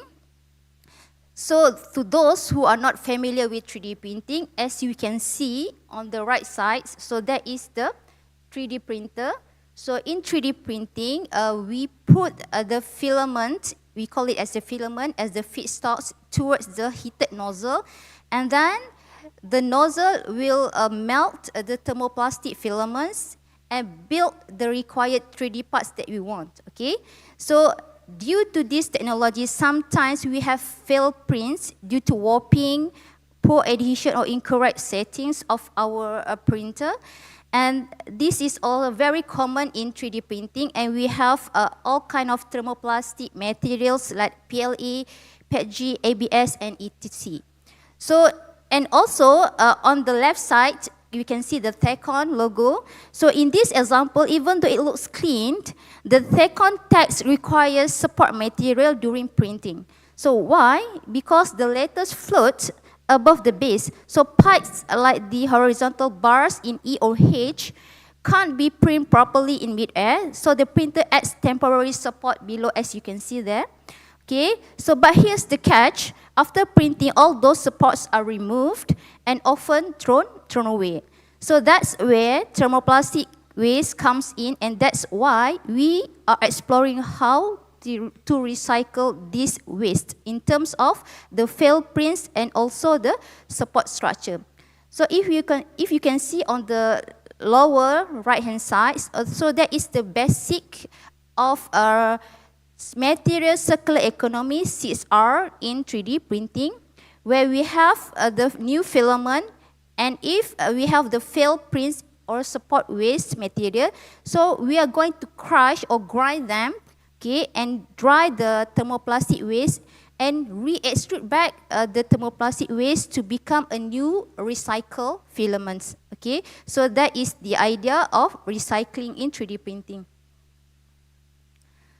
So now, let's talk about recycled PLA filament for FDM 3D printing. From now onwards, I'm going to share what my students have been doing at the university. So in this slide, the objective is actually to improve the printability and mechanical strength of recycled PLA filament through blending and heat treatment with NaCl powder. So here, what we have here is we have been using our single screw extruder at the laboratory. Okay, the lower picture. Okay, so here we crush the thermoplastic filament waste and we make a new PLA recycled filament. So at the machine setting, you can see that there are actually a few machine settings that we have to optimize in order to print the filament in a right diameter. So in 3D printing, we require the diameter of 1.75 millimeter for the normal 3D printer.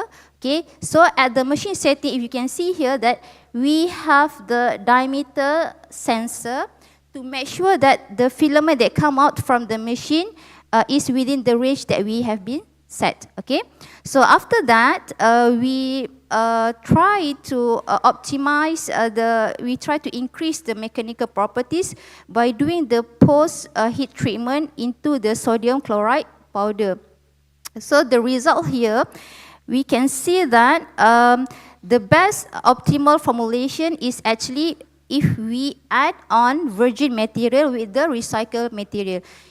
In this 3D printing recycling, if we use 100% recycled material, it usually won't be successful. So we have to add some ratio of the virgin material to make sure that we can actually we can actually come up with the best filament for our 3D printer. Okay, so here we can see that after the heat treatment versus the non-heat treated samples, we can see that the heat treated samples can achieve a higher tensile strength compared to the non-heat treated, up to 12%, and also the flexural modulus by 10%. So from this experiment, we come up to the idea to actually, in order to increase the mechanical properties of recycled thermoplastic filament, we must add on some plasticizers. Okay, so now the next research is actually, okay, after that, okay, what comes to our mind was actually after we have successfully recycled thermoplastic waste, we decided to explore on the PET bottle filament. Okay, so we know that we have a lot of PET bottles. Okay, and here what we can see here that we have two types of recycling for PET bottle. Okay, the first one is actually after we wash the bottle, then we crush that and make it into a very tiny flakes of PET bottle. Okay, so when we have the flakes, then we have to dry it. Okay, and then we use the desktop filament extruder machine, or also we can use the red machine before this. Okay, the single screw extruder. And we try to come up with the rPET filament, and then we use that for 3D printing. So that is the first approach if you would like to recycle PET bottles. So the second way is on the right side. where we can, after we wash the bottles, we smooth the surface of our PET bottles, and then we take the bottles and we use the PET filament extruder machine, okay, and from the tiny strip of the PET bottle, we pour it into the heated nozzle, okay, and then it will turn into a PET filament, okay. So that is the second way of recycling with PET bottle for 3D printing. So the next picture, this is actually to tell you how the process will be. Meaning that from the plastic bottle, we cut the bottle into strips, and also we turn it into a filament machine. Okay. So the next research is on waste cooking oil as plasticizers.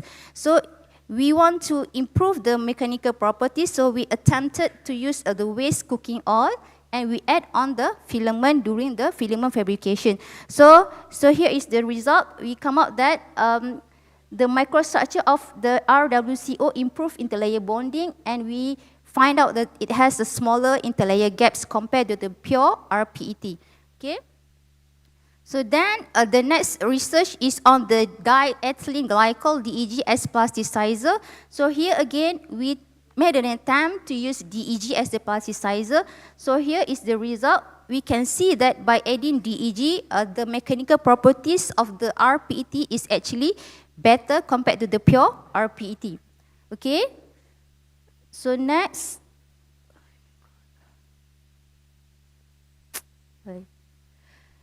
So next, in the heated chamber, so my team actually designed a heated chamber.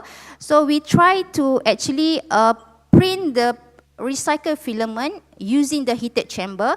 Okay, so we believe that using the control temperature during the printing, it can improve the interlayer bonding of the recycled filaments. Okay, so this is the picture of our heated chamber, which we can control the fan and also the temperature. Okay. So this is also the students' innovations. Okay. So here we try to produce, design our own PET filament maker machine, and we have succeeded. So this is the example. Okay. So this is for our IDP project for a degree student at the university. And also this is just a sharing of my diploma project students, where she innovated a waste cooking oil filter. So from here, okay, we tested on the FFF level, and we can see that by using this innovation, actually the estimated FFF level is decreased, okay, and better compared to if you use the unused cooking oil, the pure cooking oil.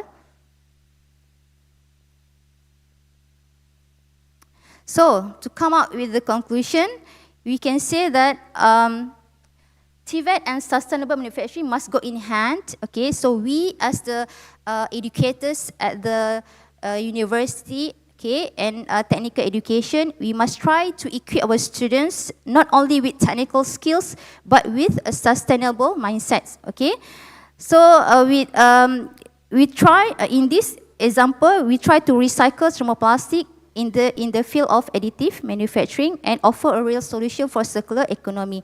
Okay. Since with that being said, and since there is no time left, so I would like to end my keynote speech. Okay. Thank you.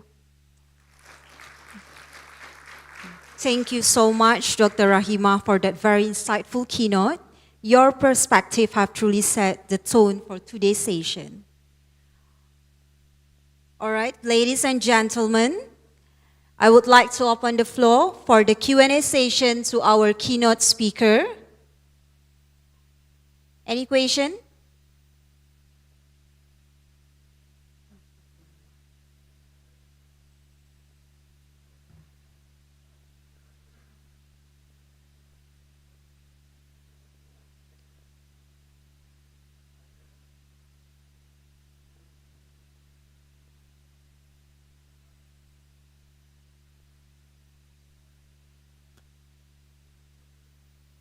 Okay, we have one question from Dr. Tan. Good morning, Dr. Rahima. Morning. Okay, very interesting topic. I wish to know if we plan to recycle something. One of the barriers that we have to overcome is normally the cost. So if we plan to recycle the plastic bottle into something that we can use as a filament for printing, so in terms of the cost, will it be cheaper or on par with the current filament, or will it be more expensive? I would like to know the cost that involved in processing the recycled filament compared to the filament that is being sold in the market. Thank you. If you are familiar with the recycled thermoplastic, if you buy the recycled PLA, for example, the cost is higher, 3 times higher compared to the virgin PLA. That is the reality. So if you are into this field, you will actually understand why the cost is higher actually. Because in order to recycle the thermoplastic and make it into a new filament, it is very, very hard, I would say. So that's why people are trying to add on a few, we call it a secret recipe, to make sure that we can actually create the stable, recycled filaments. So if you ask me, I would say that in the point of view of a researcher, it's not the cost, it's actually the techniques to recycle it, okay? Am I answering to your question? Yeah, okay.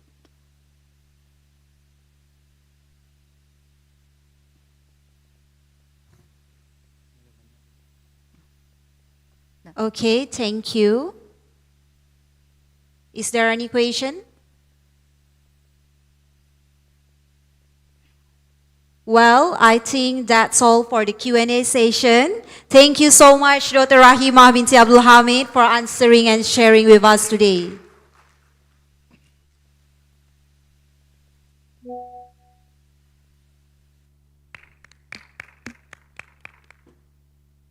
Ladies and gentlemen, let us now turn our attention to our next esteemed keynote speaker. It is truly privileged to welcome Professor Dr. Teruaki Ito, a distinguished academic in engineering system.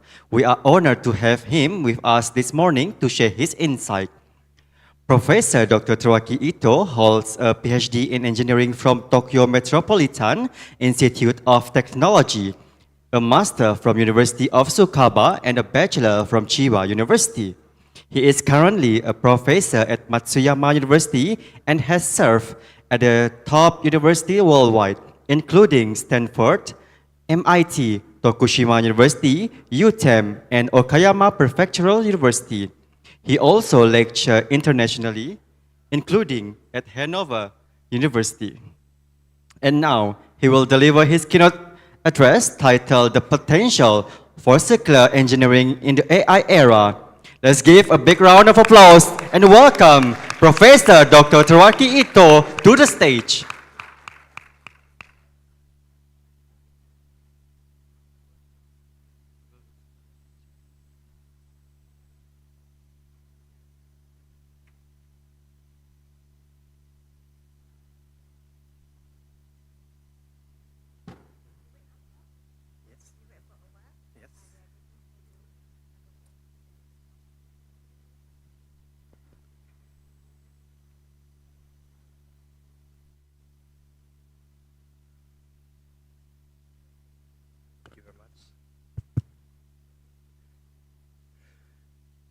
Selamat pagi, nama saya Teruaki Ito dari Matsuyama University.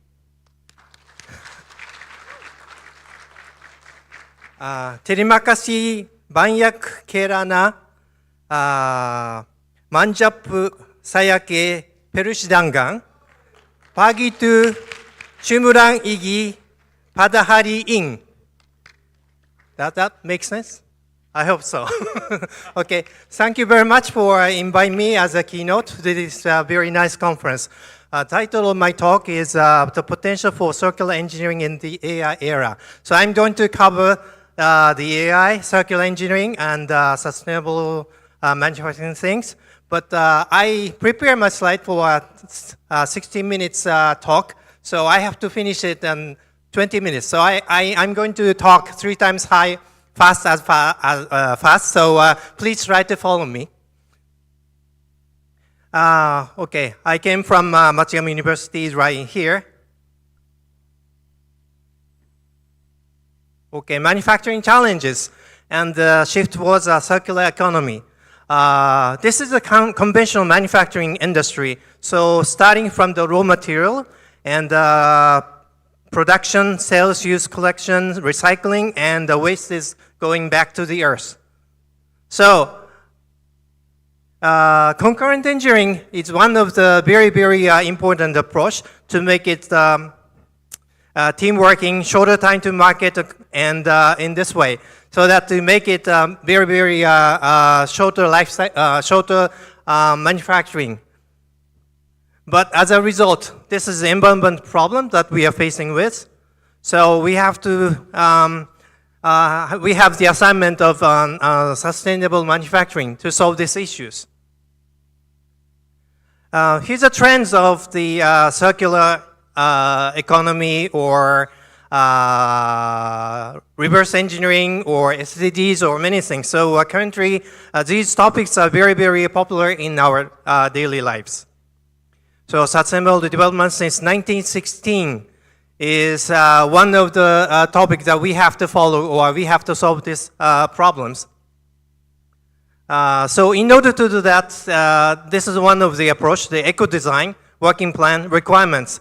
So this is proposed by the European community in between 2016 to 2019, you know, a few years ago, which pursues the durability, repairability, upgradability, and many, many of those things. So Operation Green is a topic that we have to follow. And after that, sustainable eco and circular design is coming out. You know, just a little bit to change, but currently we are working on this circular design thing. Okay.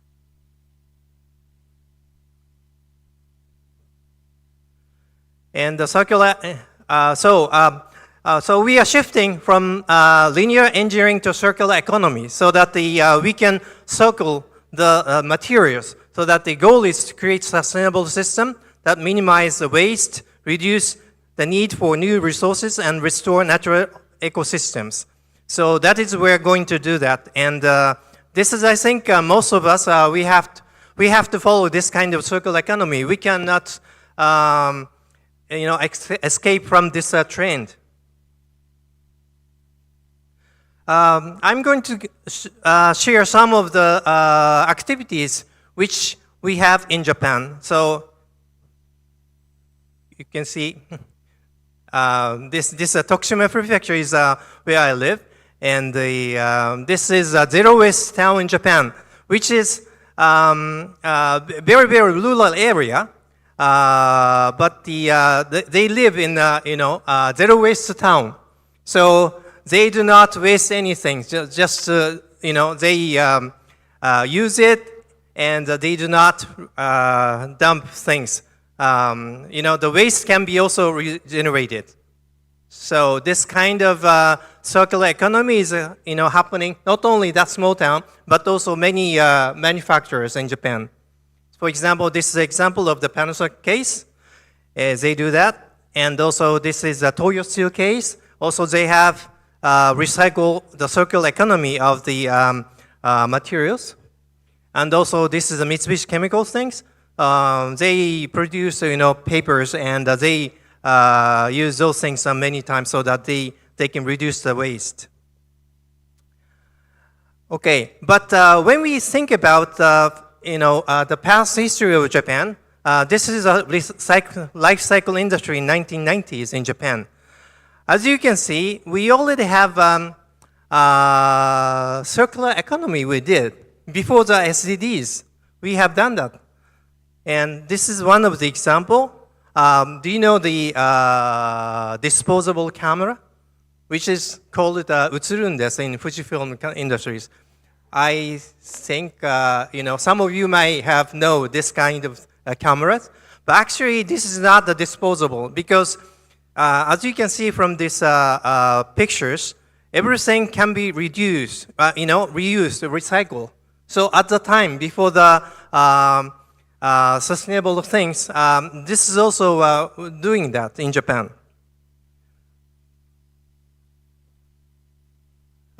So currently, I think SDGs may be related to some kind of business, but for the older in Japan, they are not doing for the business. They are doing for the manufacturer's responsibilities. Before they are doing the business, the Japanese company is taking care of the responsibility for the manufacturers to reduce waste. That is what the Japanese company is doing. So here's one example. Do you know the water in Japan? Very, very clear. So we can drink tap water in Japan. And the people love nature and natural resources. And this is a tap water in Japan. And some countries, this is the case from the US. So they think that tap water is just like this one. So when we say we drink tap waters, they say that we are not civilized people. But we do this kind of tap water in Japan. And the tap water in general may be a very, very, not a drinkable water. Okay, so we do not need bottled water. So you can drink tap water in these places, very, very rare places. One of the places in the world that you can drink tap water. So we don't need any bottled water, but there's a business comes in. So in the old days, no pet bottled water in Japan. We don't need it. So nobody did not buy pet waters. But at some point, mineral water is sold using the pet bottle. So people, in the beginning, they did not buy it, but currently, many people buy it. So as a result, we have to think about the wasted pet bottle materials. So I think that is something wrong. But we have to, pet bottle business comes in. So the situation is changing. So circular engineering initiatives for realizing a circular economy. So key objectives and characteristics of circular engineering, because as I have mentioned, we cannot escape from the trend of circular economy. So we have to do many kind of things. For example, this is the topic that we have to think about it. Eliminate waste and pollution by design, keep products and material in use, and regenerate natural system. Many topics are on the topic for the research and things. So in order to implement those philosophies, one of the engineering approaches is circular engineering. So circular engineering is pick up some of the very important points.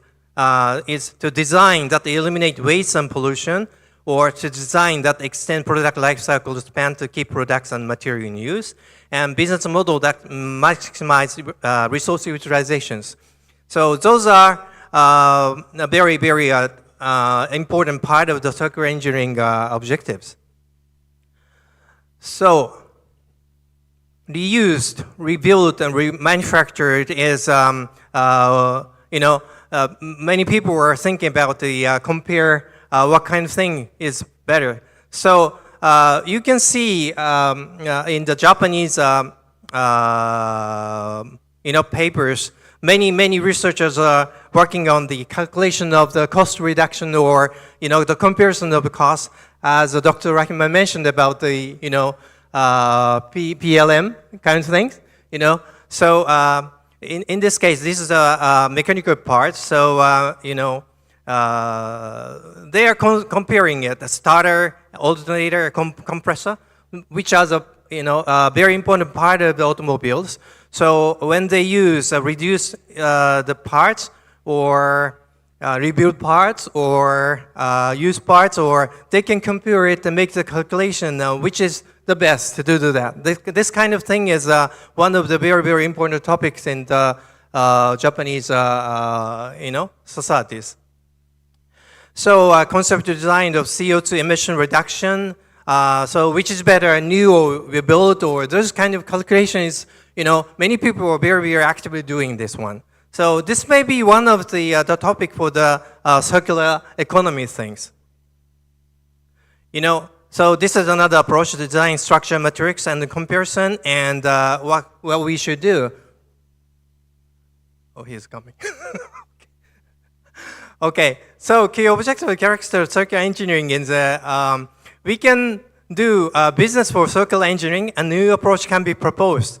So the key idea, what I would like to point out is loyalty, because circular economy, people are very, very concerned about the material itself, but the design things is another approach, so that the loyalty is very, very important thing to think about it. For example, why do you discard products? There are many things. For example, the physical lifetime or value lifetime, so many things. But this is a Kano model, which is a product development. And as you can see that we need a delight design. Not only the mass design, but also delight design can give you the loyalty of the product. So, how to make the delight design is very, very important. In Japan, we are repair culture. So, strong product loyalty based on ownership and mentality. That is the Japanese culture. So, people taking care of those products as well.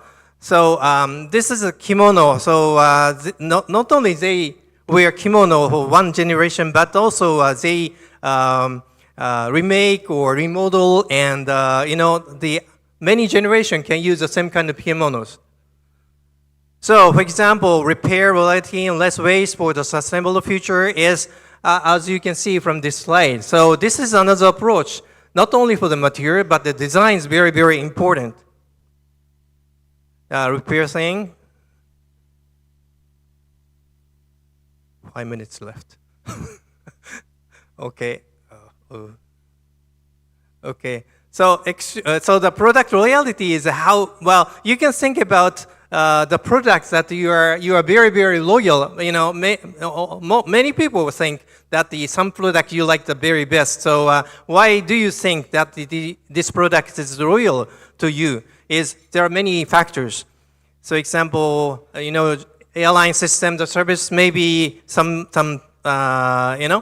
people like it, or some products, or think about it, and the factors to increase product loyalty is very, very important part. However, the changing life cycle is product loyalty is forgotten because, okay.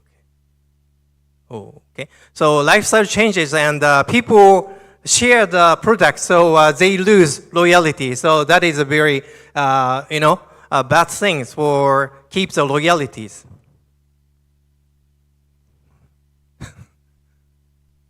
Doesn't work. Okay. So the product replacement, they don't, the manufacturer do not repair it, just replacement.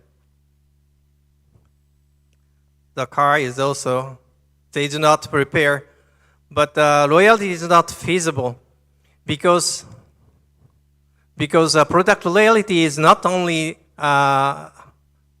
okay. Product loyalty is, what I mean is that maybe a big burden for the manufacturers.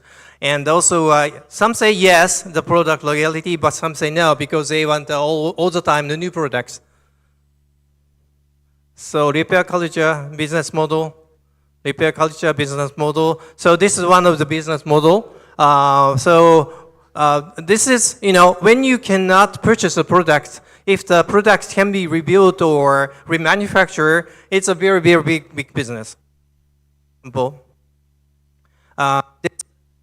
engine part, it makes you very happy when it is a very new one. Even though this kind of very old one, you cannot purchase it. So you have to make it, rebuild it. So this kind of technology is very, very important. For example, if you can get back what you have lost, you will be happy. For example, this is one of the medical application things. So rebuild or repair is very, very important part of the life, and which goes to the circular economy. So you do not waste product. Maybe I have to finish. This is not working good. So I do not.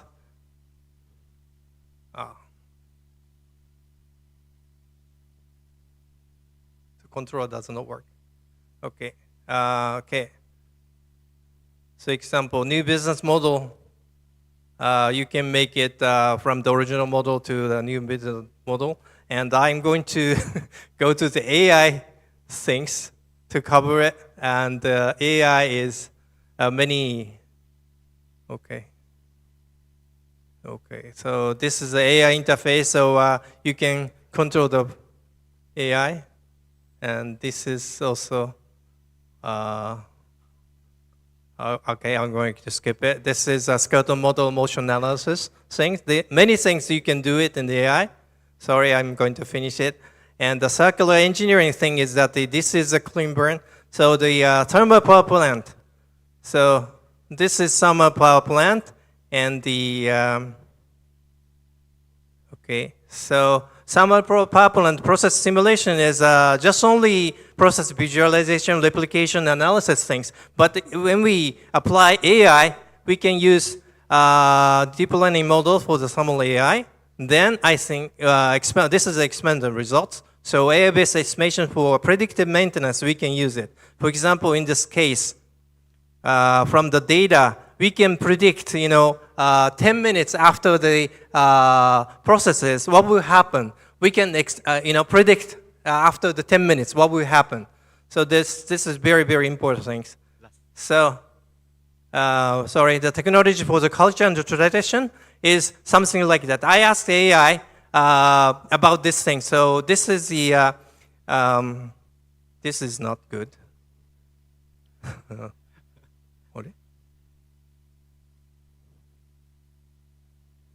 Yeah, so this is not what we want. The other thing is, I think we want. So technology needs for preserve culture and the tradition, so that without that we cannot going towards that one. So I think I have already finished my talk. So thank you very much for the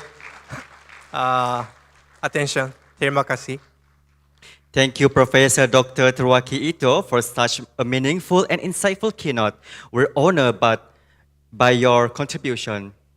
All right, now, ladies and gentlemen, I would like to open the floor for the Q&A session to our keynote speaker. Attendees may address questions by using the prepared microphone. Any question from the floor?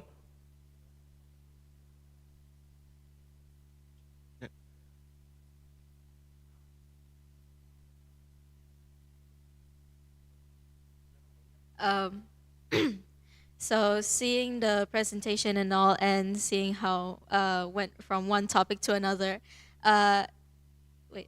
so all the ideas you proposed just now, are you planning to initiate all of them, or?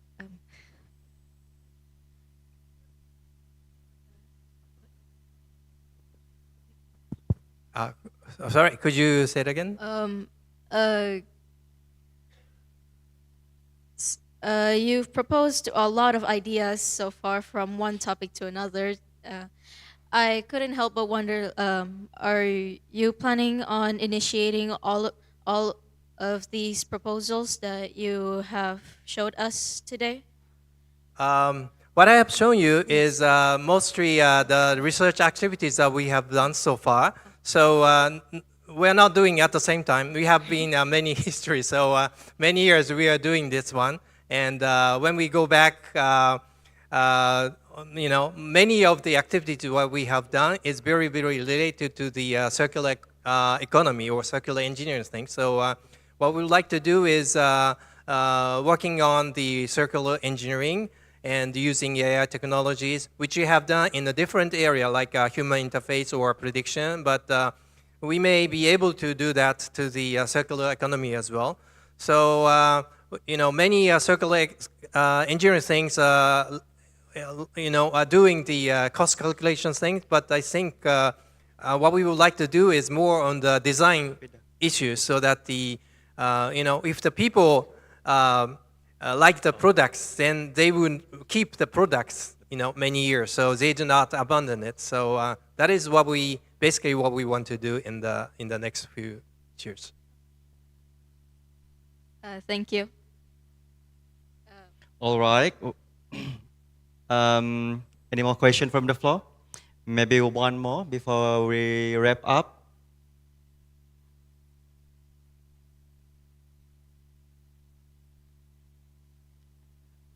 Good morning, Professor. Okay. Morning.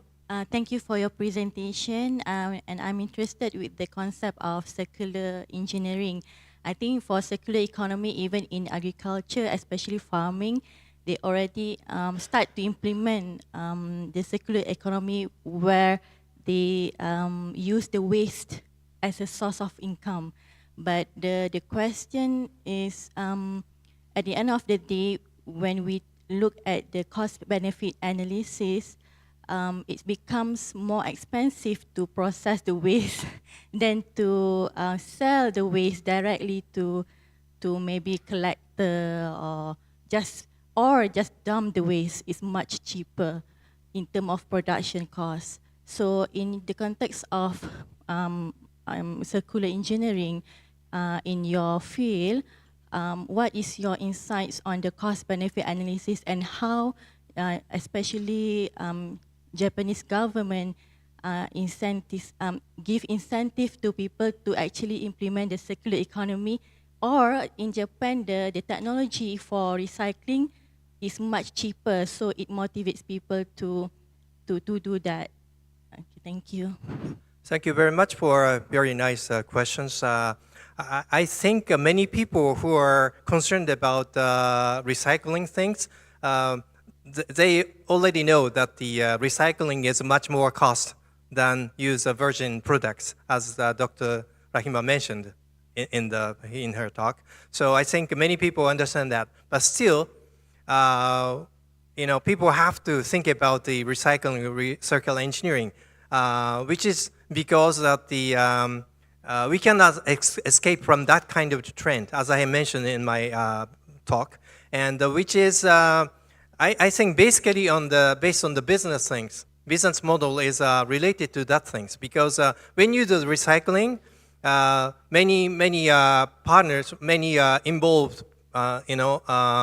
partner will have a business related things. So we cannot escape that kind of trends. So even though the cost things, we have to think about it, but the cost is not the only thing. So we have to think in a different way. But anyhow, we cannot escape from the circular engineering. We cannot, simply use virgin parts, but we have to use recycled parts or refurbished parts or many things, those things. That is, I think, the terrain. So we cannot escape it from it. So, so that is kind of dilemma, because as I have mentioned that, in the old days, we don't need any potable water, but now we have to buy potable water because of the business, because of business coming into Japan, and the people, even though in the old days they don't want it, they don't need it, but still, at this time, people buy potable water, even though we can use drink tap water, but still there's a potable business is there. So I think these things we have to keep in mind, and we have to think about the circular, what kind of thing we can do in the circular economy. So, so very, very hard task, because not only the, the cost things, but the many things we have to think about it, even though it is difficult. We have to, we cannot escape from that kind of topic. I'm not quite sure I am answering your question or not. Well, I think that's all for the Q&A session. Thank you once again to Professor Dr. Professor Turaki Ito for such an engaging session. You may now take your seat, Professor Doctor.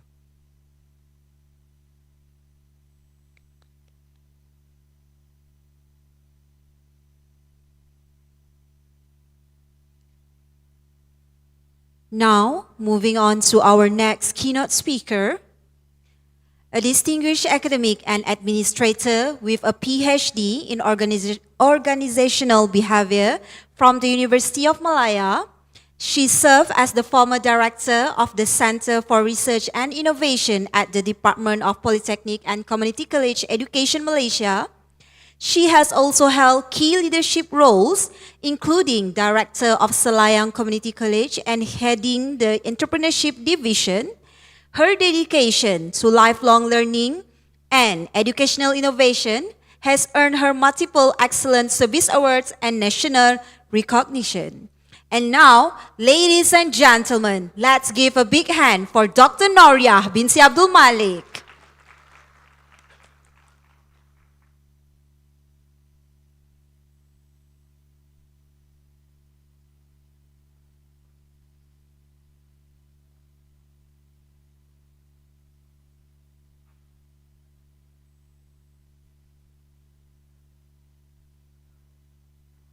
Test. Okay.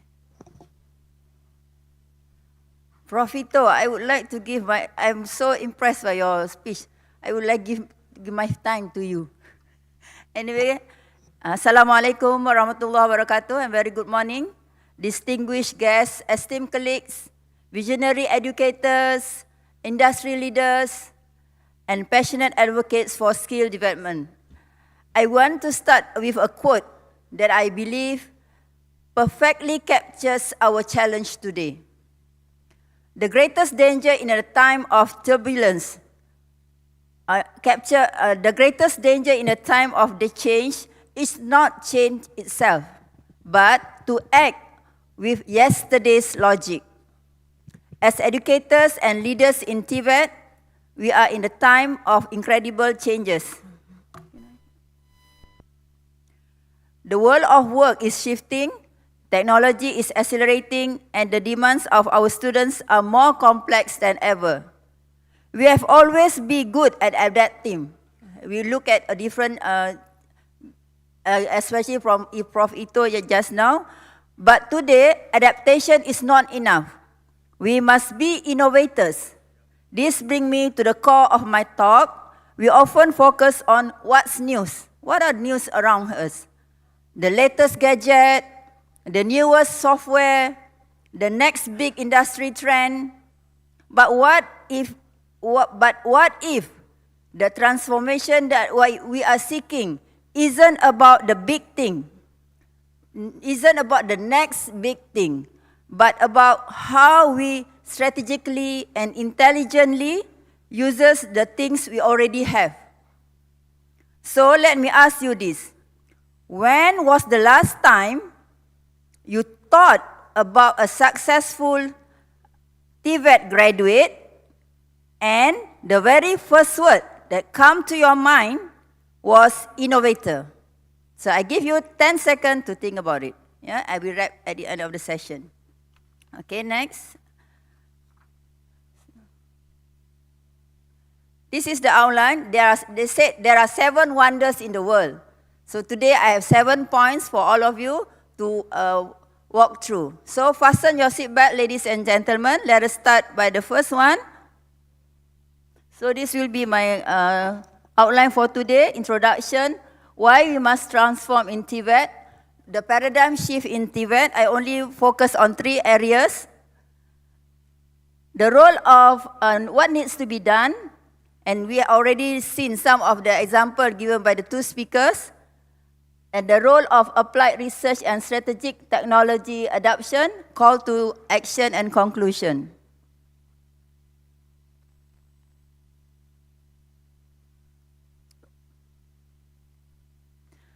This one, as you have already seen, what are the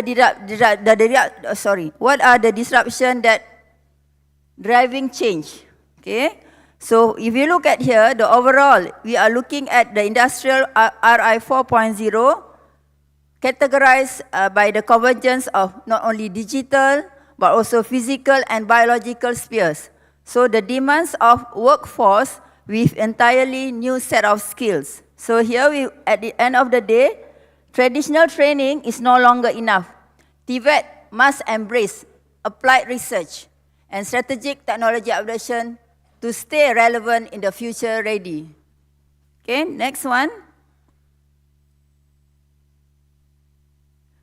Ladies and gentlemen, if you look at numerous studies and reports underscore the urgency of TVET transformation.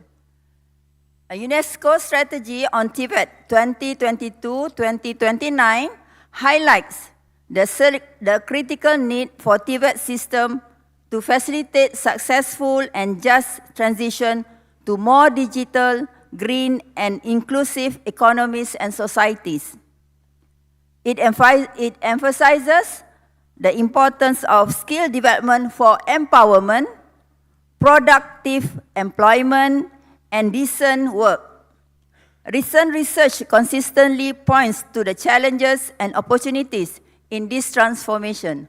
For example, a systematic literature review by ResearchGate published in March 2025 on enhancing TVET for a digital-ready workforce explored how TVET can adapt to incorporate IR 4.0 technologies.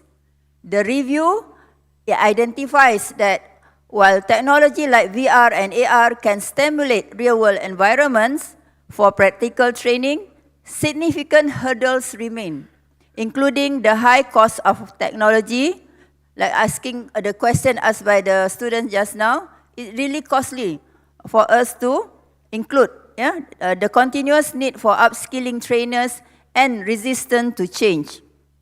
Furthermore, a working paper from ILO published in 2025 April investigating the responses of TVET institutions in Southeast Asia to digitalize transformation revealed an overall readiness of index of 2.0 out of 4, indicating that a level between early adopter and learner. So this suggests a need for continuous improvement and greater alignment between TVET institution and industry requirements.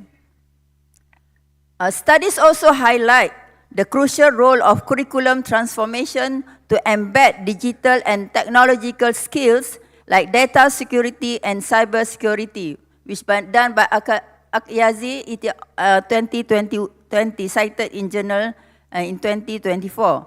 This finding, if you look at collectively, affirm that TVET transformation is not a choice, but a necessity driven by the demands of globalized and knowledge-based society.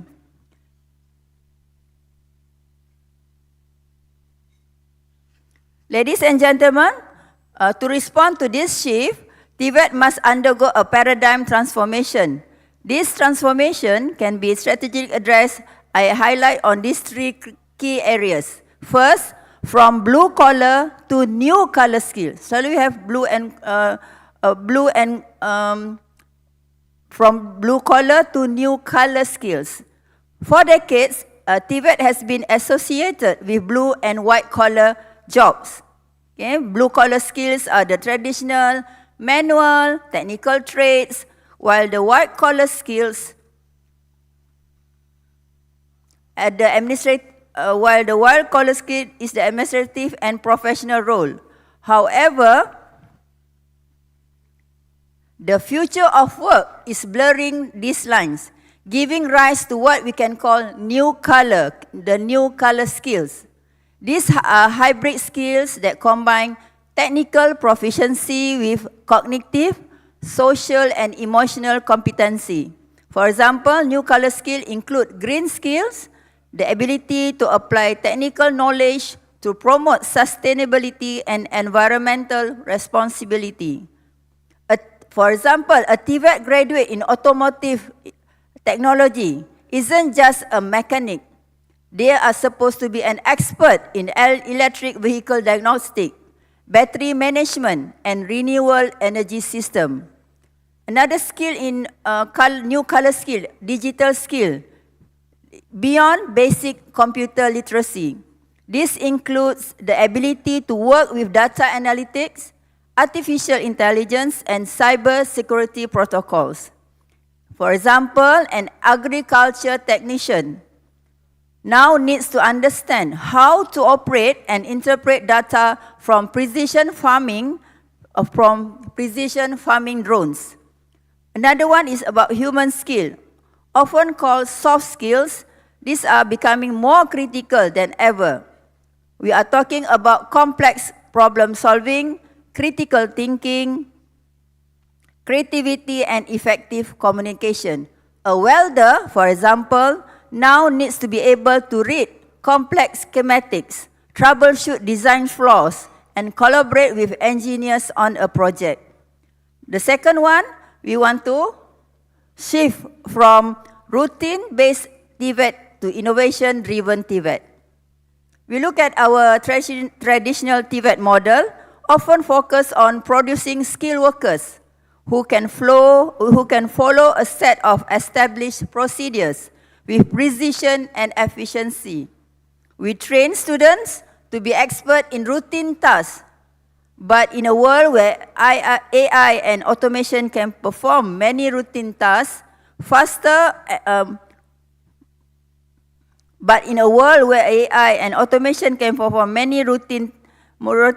faster and more accurately, this model is becoming obsolete.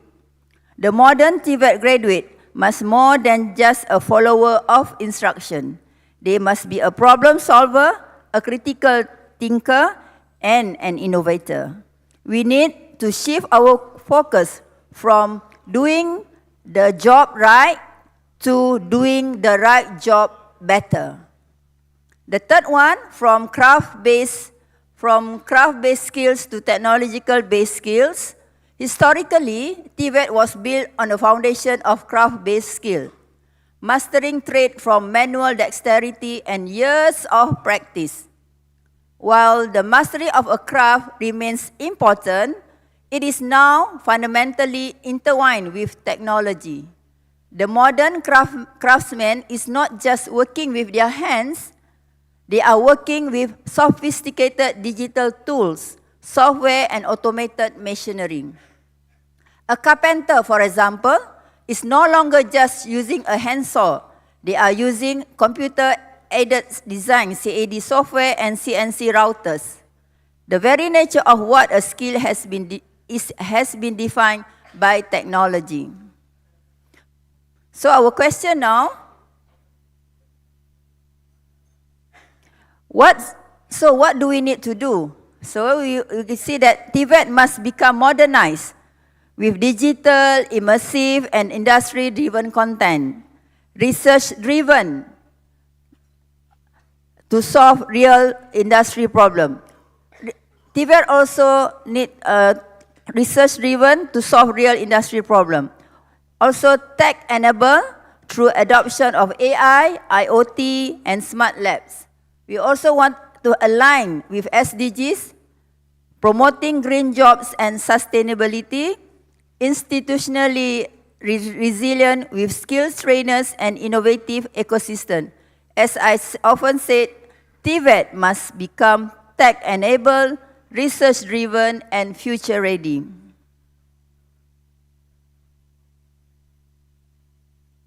Ladies and gentlemen, at the heart of this transformation is applied research, the bridge between theory and action. Applied research empowers TVET to identify emerging industry skill, to identify emerging industry skill demands. Applied research focuses on generating practical, implementable solutions to real-world industry problems.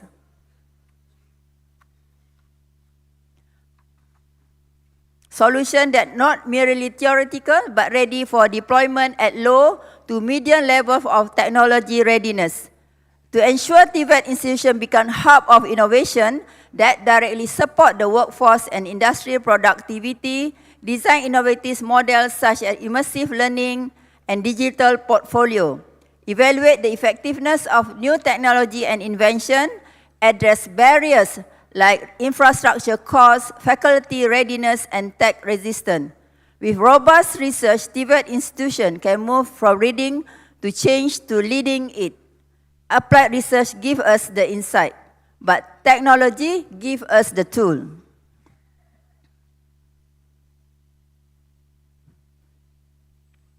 Let me share with you some of the 4 case studies since we will look at strategic adoption. Just now we talked about applied research. The tool is the using of technology. It's not a core requirement. It's now, when we talk about strategic technology, it is a new core of requirement for future-proofing TVET. Strategic technology adoption empowers teaching and institutional process through the integration of cutting-edge tools such as simulation, IoT, AR, VR, and all related to technology adoption. I will share with you 4 case study that use the applied research and strategic technology adoption to have an impact to the stakeholders, not only to the institution, but also to the industry as well as to the community. The first one is AI for sustainable construction. In the year of construction, a project used AI and predictive analytics to estimate carbon emission in construction. With this applied research and the use of technology, with 96% prediction accuracy. So it helps the construction industry make sustainable, data-driven decision. This aligns with SDG 9, SDG 11, and SDG 13. The second one, gamification in IBS training.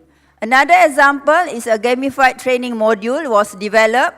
This one I would like to congratulate Polytechnic and Community College lecturer who come with this idea. This training module was developed for IBS steel frame installation. If you look at here, it achieved 87.2% excellent user experience. It improved engagement and support upskilling. So this aligns with SDG 4, 8, and also 9. The next one is about IoT-based coral monitoring. This is about, okay, if you have been to Redang Island, an IoT and AI-powered monitoring system was deployed to track coral reef restoration. So we have coral being disturbed, yeah, along the sea. So it achieved 99% system uptime, enable real-time coral health monitoring, and promoting sustainable marine conservation. So this support SDG 6, 11, and 13. The next one, so if you look, it's not only affecting the community, it's affecting the environment, it helps the industry using applied research and STA just now. So the last one is compact mushroom farming. This is about in agriculture. Using IoT and solar tech, a compact mushroom cultivation system was implemented. The outcome jumped 213% from 360 ringgit to 1,125. For us, it's a small thing, but for those community out there, this is a big jump for them. So the benefit include automation, real-time alerts, and energy efficiency. So this support SDG 2, 7, and 13. Ladies and gentlemen, what are the next thing? Now, we have seen the potential of applied research and strategic adoption. Let's talk about how we can take action today. Okay, we can start with action research. We don't need to do large-scale project to begin with. Even the students can do that. We can start small, right in our own workshops, labs, or classroom. conduct small-scale research with students, instructors of industry partner to identify real practical problem. We apply PDCA, a proven method, to new technologies of teaching methods and real-world settings. The second one, we strengthen industry-institution collaboration. The third one, accelerate strategic technology adoption. And this one, when we talk about, once again, we have seen the proven outcome, so we can move forward confidently. Scale this research result into digital tools, including AI, IoT application, and simulation learning. And finally, translate research into impact. Finally, our goal is not just to research, but to make a real difference. Commercialization training resources of prototype from your research, align every project with SDG 4, 8, 9, and 13 to promote not only quality education, but also decent work, promote innovation, and climate action. Use this momentum to enhance workforce readiness and promote green industry practice. So I leave you with this message. Begin with action research to reduce risk, build evidence, and drive sustainable TVET transformation. So let's bring this, this will bring back to the initial question. When was the last time a TVET graduate was thought of as an innovator? The answer, I believe, lies within our collective hands. The transformation of TVET is more than a policy paper or a new budget allocation. It is a promise to our students that we will equip them not just for the job of today, but for the challenges and the opportunities of tomorrow. It is a promise to our industry that we will provide them with a workforce that is not just skilled, but creative, adaptable, and ready to lead. Let us be the architects of this change.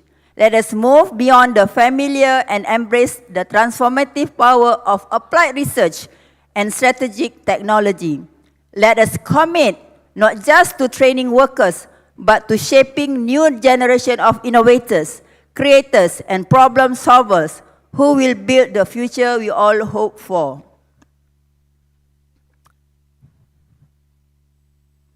The future is not something that happens to us.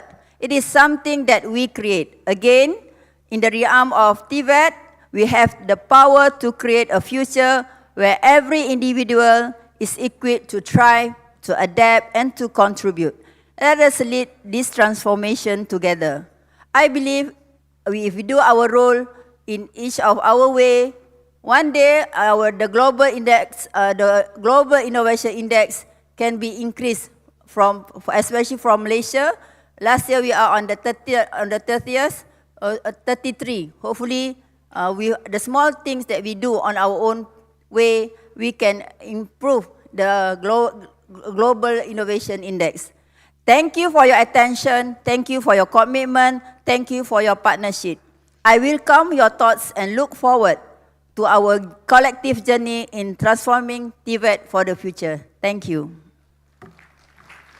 Thank you very much, Dr. Noria, for that insightful knowledge and discussion just now.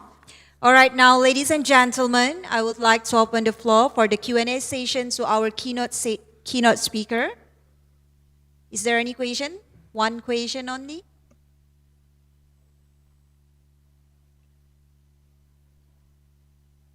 Please raise up your hand if you have any question.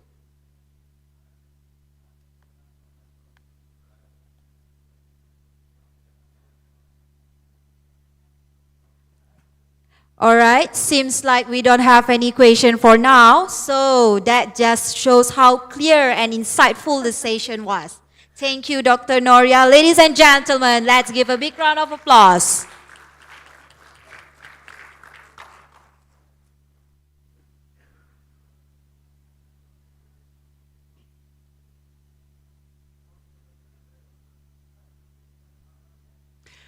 Ladies and gentlemen, get ready for another inspiring session. Our next speaker is Dr. Andi Asrifan, a dedicated scholar in English Language Education from Universitas Negeri Makassar, Indonesia. With a Doctor of Education, his research covers EFL teaching, digital tools, and post-COVID learning, with active global engagement in publication and SDG efforts. Today, he will present his keynote, From Local Wisdom to Global Competence, Integrating Culture, AI, and TVET for Community-Based Sustainability. Please welcome Dr. Andi Asrifan.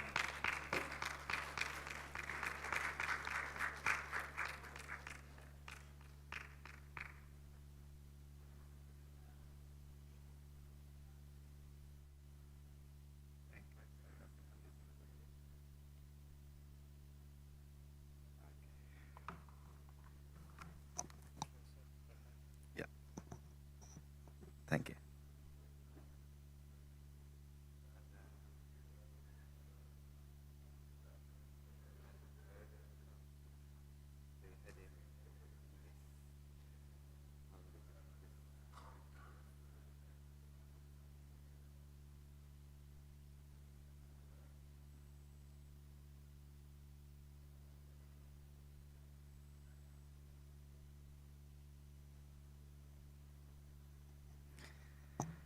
Bismillahirrahmanirrahim. Assalamualaikum warahmatullahi wabarakatuh.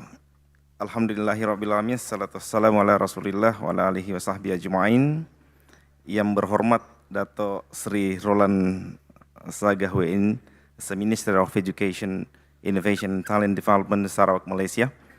Yang berbahagia Bapak Dr. Syamsuri bin Abdullah, Deputy Director General Planning Department of Polytechnic and Community College Education Malaysia. Yang berbahagia Bapak Suhaili bin Aleh, as Director of Polytechnic Mukah Sarawak, Malaysia, to the faculty and staff and the students. Good morning, distinguished guests, fellow scholar, innovator, and friends. Nyur melambai di tepi perairan, riak beralun menyentuh pantai, bijak budaya warisan berzaman, bersama AI dan TVET menuju damai. Padi menguning di sawah menghijau, tangan petani penuh keringatnya. Kearifan lokal kita jayakan selalu agar kompetensi global jadi nyata.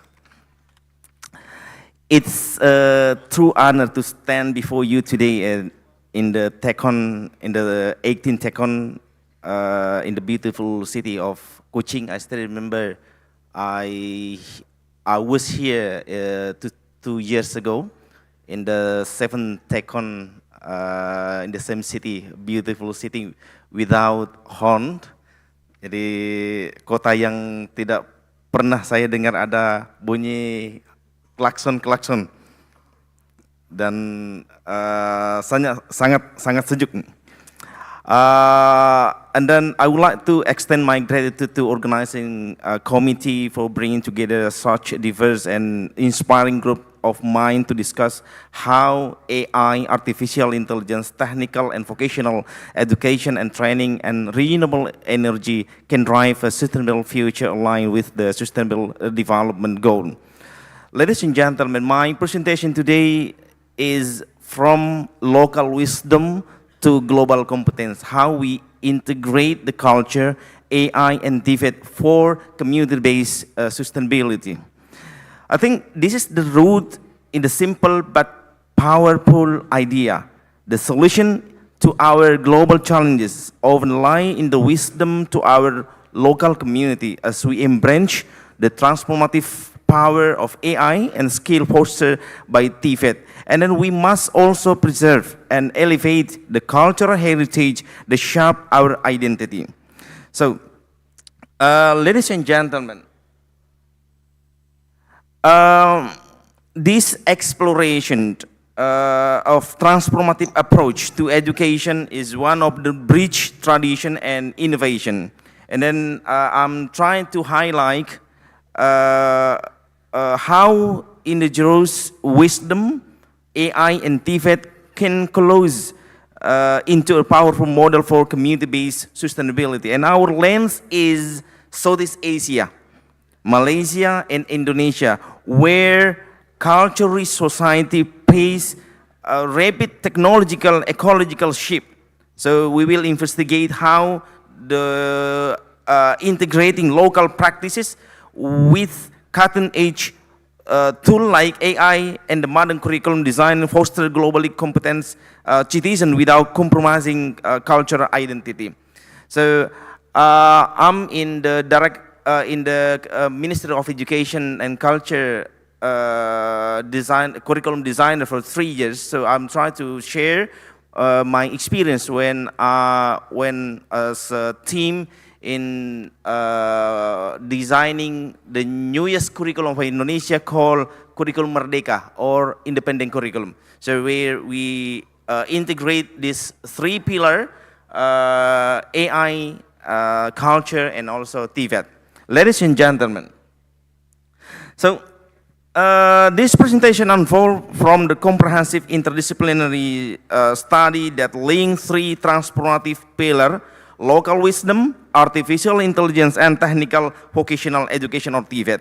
So we try to explore how this domain can synergize to foster global competent, community-rooted learner, and then the study process is a pedagogical and strategic framework that allow traditional to coexist with innovation, enabling both the culture preservation and readiness for the global engagement. Ladies and gentlemen, local wisdom is more than folklore.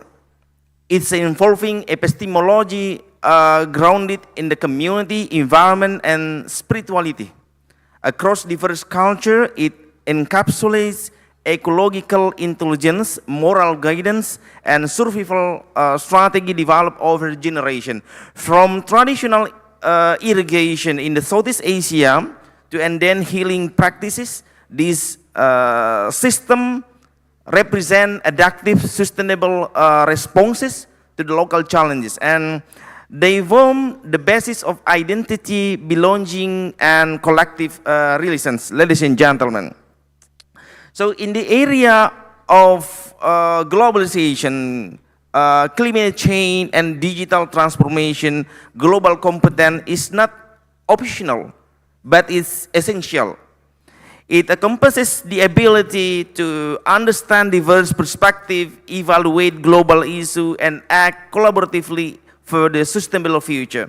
And then this competence include intercultural literacy, enabling individual to transcend, stratify, and engage meaningfully with difference. And it also build on the critical thinking, digital skill, and social responsibility, quality vital for the navigating today's complex challenges. Ladies and gentlemen, so to effectively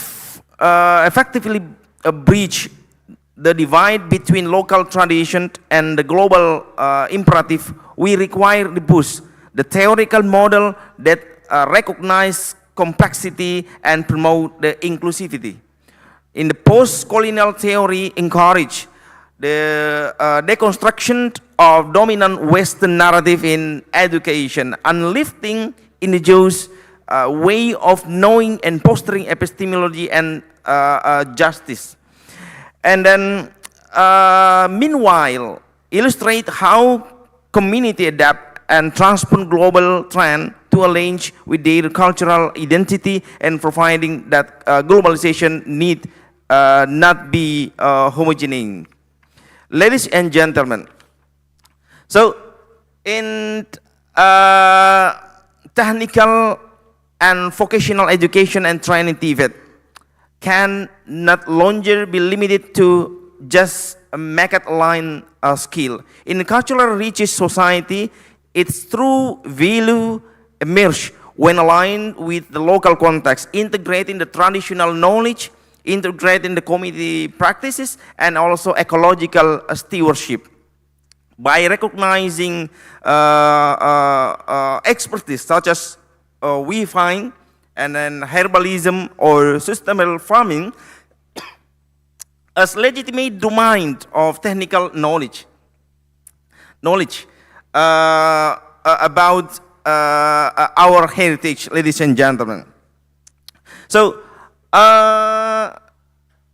this is about the competency-based TVET for the global readiness, where I highlight here into three component outcome oriented training, integration of digital and soft skill, and also a modular and flexible curriculum. And then in the community-driven TVET model, where we have here how the participatory curriculum designing, the local leader, women's group, and youth shape vocational content and delivery, and a real-world impact project, and an inclusive access equity. So, ladies and gentlemen, let me see the simple model of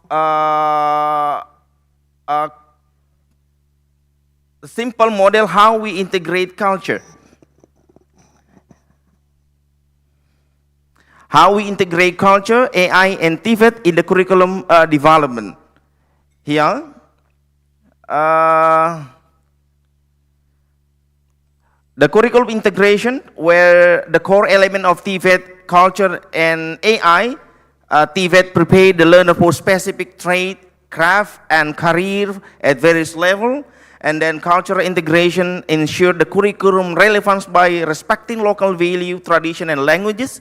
And then artificial intelligence introduce advanced problem solving, efficiency curriculum design and delivery. So the intersection synergy here, where the combining TVET with AI foster enable future reading ready skill set and reflect both technological trend and local cultural identity. And then cultural perspective enrich AI education, encourage inclusion, context-aware content and learner engagement, and AI tool help to tailor TVET program forward.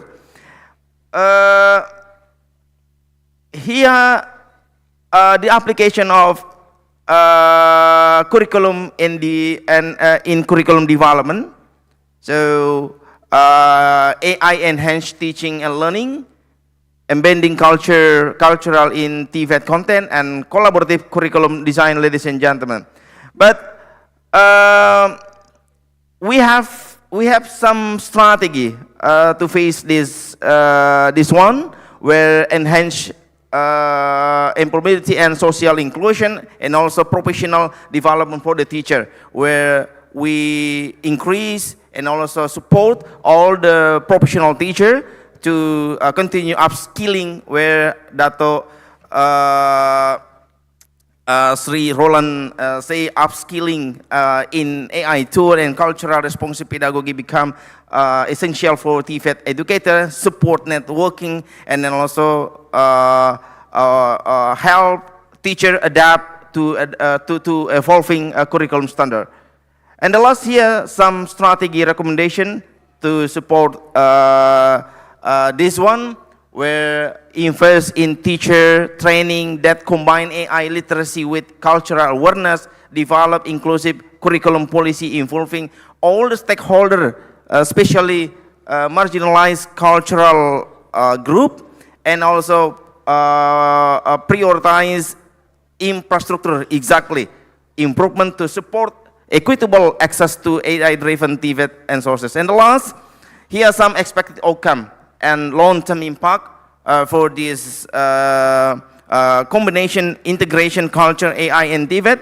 The first one is sustainable workplace development that respect the culture, heritage, and embrace technological innovation. And the second is enhance educational equity, bridging a skill gap, and promoting lifelong learning. And the last, dynamic context-aware TVET system that adapt to global change while staying rooted in local realities. Thank you so much for this opportunity, and to the faculty and staff and the students from the Polytechnic Muka Sarawak for this invitation. Thank you. Thank you so much, Dr. Andreas Rifan, for that thought-provoking session. All right, now, ladies and gentlemen, I would like to open the floor for the Q&A session to our keynote speaker. Attendees may address questions by using the given microphones. Anyone on the floor?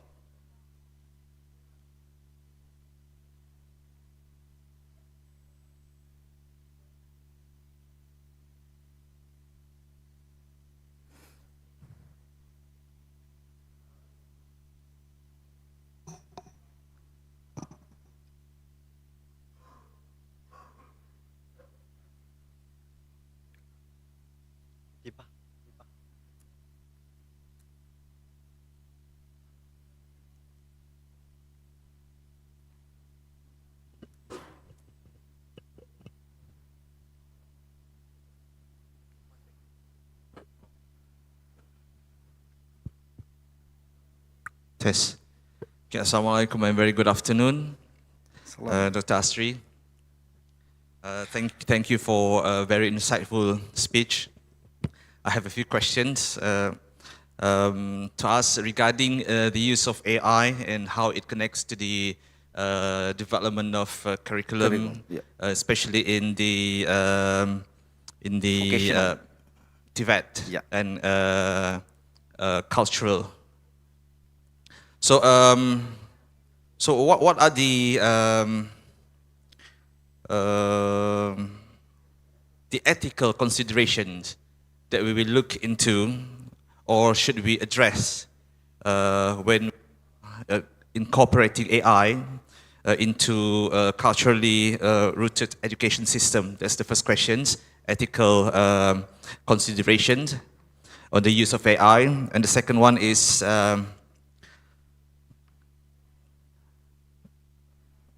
what are the elements of culturally responsive curriculum that also prepares learner for global challenges? Thank you. Thank you so much. So, artificial intelligence is often viewed as futuristic, but its greatest impact in education, and then also may lie in the past by preventing what community risks losing. So I think AI enable the digitalization and analysis of oral tradition, ritual, ecological practices, and the local languages at unprecedented scale. So artificial intelligence into TVET transform the interaction from static delivery to dynamic mentorship, and then AI system analyze the learner behavior, analyze the challenges and the pace to adjust content delivery, creating tailored learning journey, ladies and gentlemen. And then this tool, I think must be contextualized from the language, curriculum, and also the industry alignment must reflect the local reality. When done right, AI reduce dropout, enhance equity, and support instructor in making training more responsive and precise, building the smarter viral vocational education and ecosystem. So let me show you, and hopefully this can answer your second question. Here, the very simple guideline for designing effective teaching material that educator and curriculum developer should consider. There are some considerations in how we implement, for example, AI or cultural element in our curriculum design. The first one is the learner. There are some here, the need analysis, learning needs and target needs of our student, and then the knowledge about the learner, their experiences, first language, level of literacy, aspiration, interest, and also purposes. And the second is the curriculum and the context, the value to be taught. I think that should be considered about our culture, and then the goal and the objective. And the second is the resources and the facility. So the teacher must be realistic. Access to resource will impact on the decision in material design. And the next, personal confidence and competence, knowledge, experience, attitude, and how to use guideline correctly. And the last one is copyright compliance, restriction, implication, and awareness. And the last is time, how much time we use to share the material in our curriculum, and then working in team and organizing the material. Hopefully it can answer your question, my dear brother. Thank you so much again for the faculty and the staff and the student for this honor to be here. Nasru minallah wa fatul qarib wa basyir mu'minin wa billahi taufiq wal hidayah. Wassalamualaikum warahmatullahi wabarakatuh. Thank you, Dr. Andreas Rifan, for short and informative session. You may now be seated.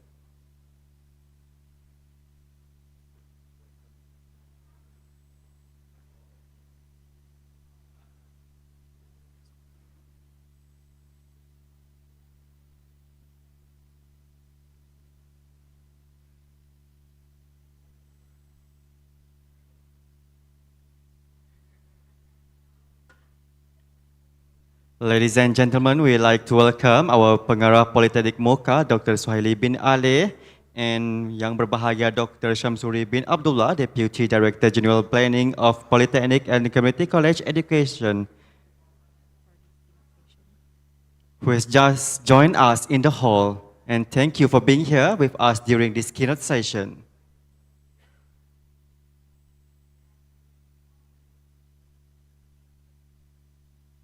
Ladies and gentlemen, let's shift our focus now to the screen, as this time we will be connecting virtually with our next keynote speaker. Now it is my pleasure to introduce our next keynote speaker, Professor Dr. Atul Kumar, who is the Registrar of Dr. D.Y. Patil, the Nyan Prasad University, Pune, with over 17 years in teaching, research and academic leadership. He's also a research fellow at INTI International University and a board member at his university. With over 100 research papers, 19 book chapters, 6 international patents, and numerous awards, he continues to lead in education and innovation. And now, ladies and gentlemen, I present to you a video presentation by Professor Dr. Atul Kumar. Please give him a big round of applause.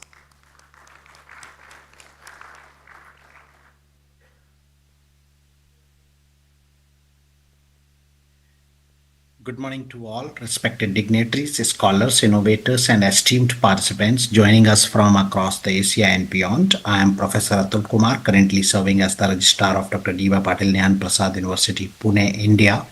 It is an indeed honor to be part of TECHON 2025, a conference dedicated to charting a sustainable future through artificial intelligence and renewable energy. As an academic administrator, with over 17 years of experience, I have witnessed the arc of transformation in Indian higher education.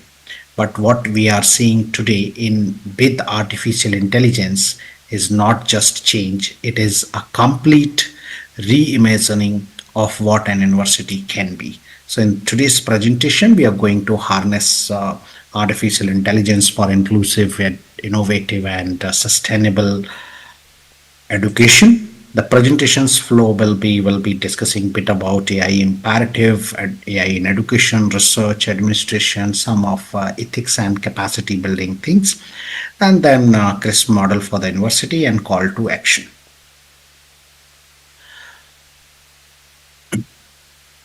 So artificial intelligence is really revolutionizing how universities operate and innovate. AI-powered universities are paving the way for advanced learning methodologies, and integration of AI is crucial for the modern educational framework.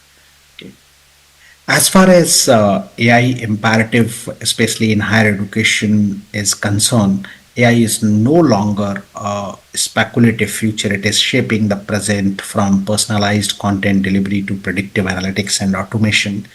AI is infiltrating every core function of the university. In India, the National Education Policy 2020 has laid the future for the universities to adopt digital-first and learner-centric models. The need of the hour is to integrate AI to ensure that education is not only accessible, affordable, but also adaptive and anticipatory. AI, especially in education, is really personalizing the learning and amplifying the engagement. At our university, we have deployed AI-driven adaptive learning tools to personalize the pace and depth of the content For students from diverse socioeconomic and linguistic background, especially the tutor and chatbots now supplement human faculties, providing 24 by 7 assistance in three different languages, supporting inclusivity in line with Indians multilingual students database. These tools are not about replacing faculty but enhancing their reach and responsiveness. Student dashboards powered by machine learning give insight on students' engagements, comprehension, and well-being. Allow us not timely interventions. And most important, AI allow us to bridge the urban-rural gap where teacher shortage at some places and cities can now be mitigated with intelligent delivery platforms. AI in research is really speeding discovery through smart collaborations. So research is being radically transformed. AI is empowering researchers to analyze vast database across climate, health, social sciences, detect patterns and outliers, generate hypotheses using AI-assisted literature reviews, use generative AI to accelerate paper drafting, patent ideation, and experiment simulation. We are also building a smart research environment at our institution where interdisciplinary team use artificial intelligence not only to discover new knowledge but also to co-create with industry, government, and international partners. For example, our ongoing work is applying artificial intelligence to optimize agri-tech process is a collaboration between three engineers, social scientists, and economists. This is a convergence is the future. This convergence is really a future of the research ecosystem. AI in administration is also enhancing efficiency, transparency, and planning. From registrar's lens, I can assure you that AI is redefining universities' administration, whether it is admission or a scholarship. These decisions now use artificial intelligence to match the candidate's profile with programs. Virtual assistant help students to navigate exam timetables and many other functions. Predictive analytics help us forecast students' dropout risk and design timely academic counseling. This is not just automation, it is strategic intelligence. And in India, where the administrative delays have often hindered the progress, AI is restoring the faith in transparent and responsive governance. As we understand, there are a lot of challenges as far as ethics and capacity building is concerned. So building a culture of responsible AI is really very important. However, transformation without reflection is dangerous. So AI is not free of biases. That is why we are equally investing in AI literacy for faculty and staff, ethical AI practices and privacy policies, capacity building for responsible decision making. We are creating interdisciplinary AI ethics models or modules across programs to ensure that our future managers, doctors, engineers, and educators use AI consciously as well as compassionately. A vision for the future, especially the AI-powered purpose-driven university, is really very important.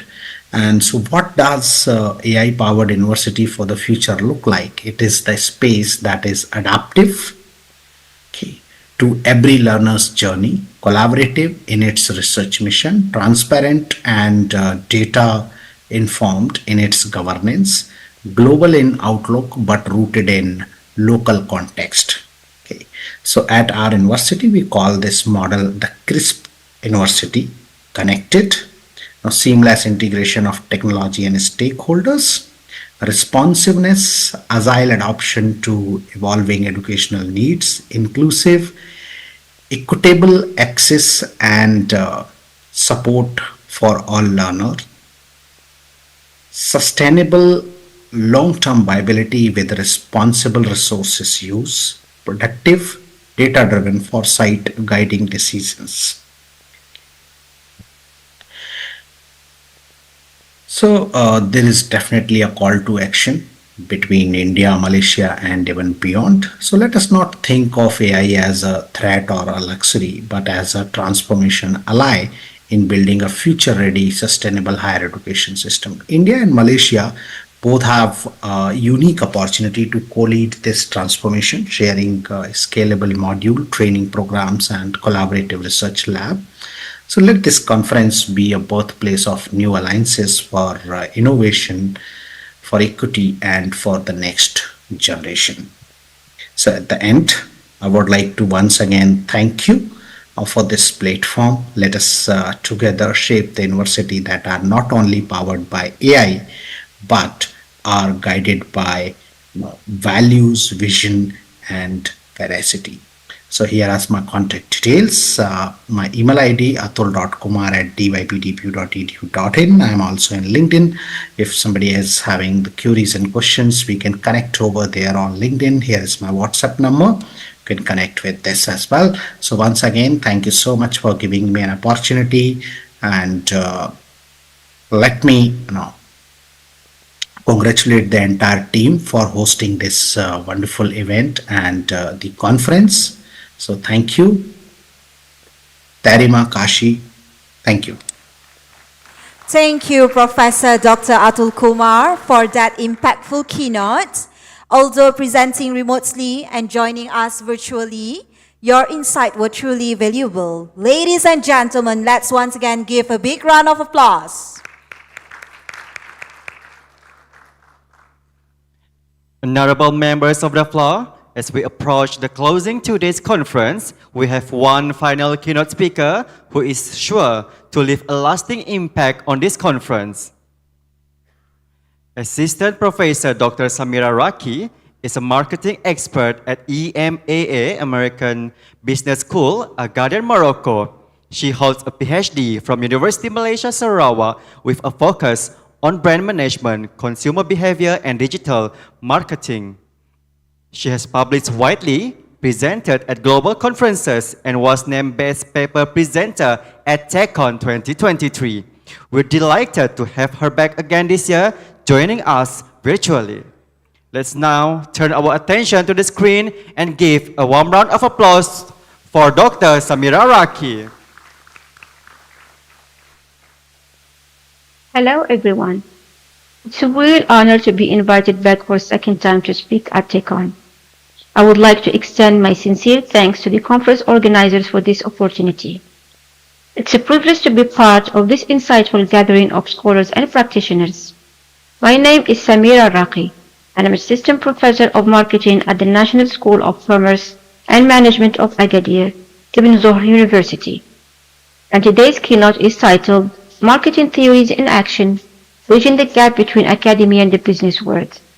We'll take a close look at how marketing theory is used in practice, where it works, where it fails, and why bridging that gap is more important than ever in today's rapidly evolving landscape. So let's get started. The idea for this keynote actually came from the classroom. When I was teaching consumer behavior, I noticed something. My students were learning the theories, yes, but many of them found it difficult to apply them in real-world projects. One day, a student came to me during his internship at a marketing agency and said to me, "Professor, they're designing ads randomly with no real theoretical foundation." And he was right.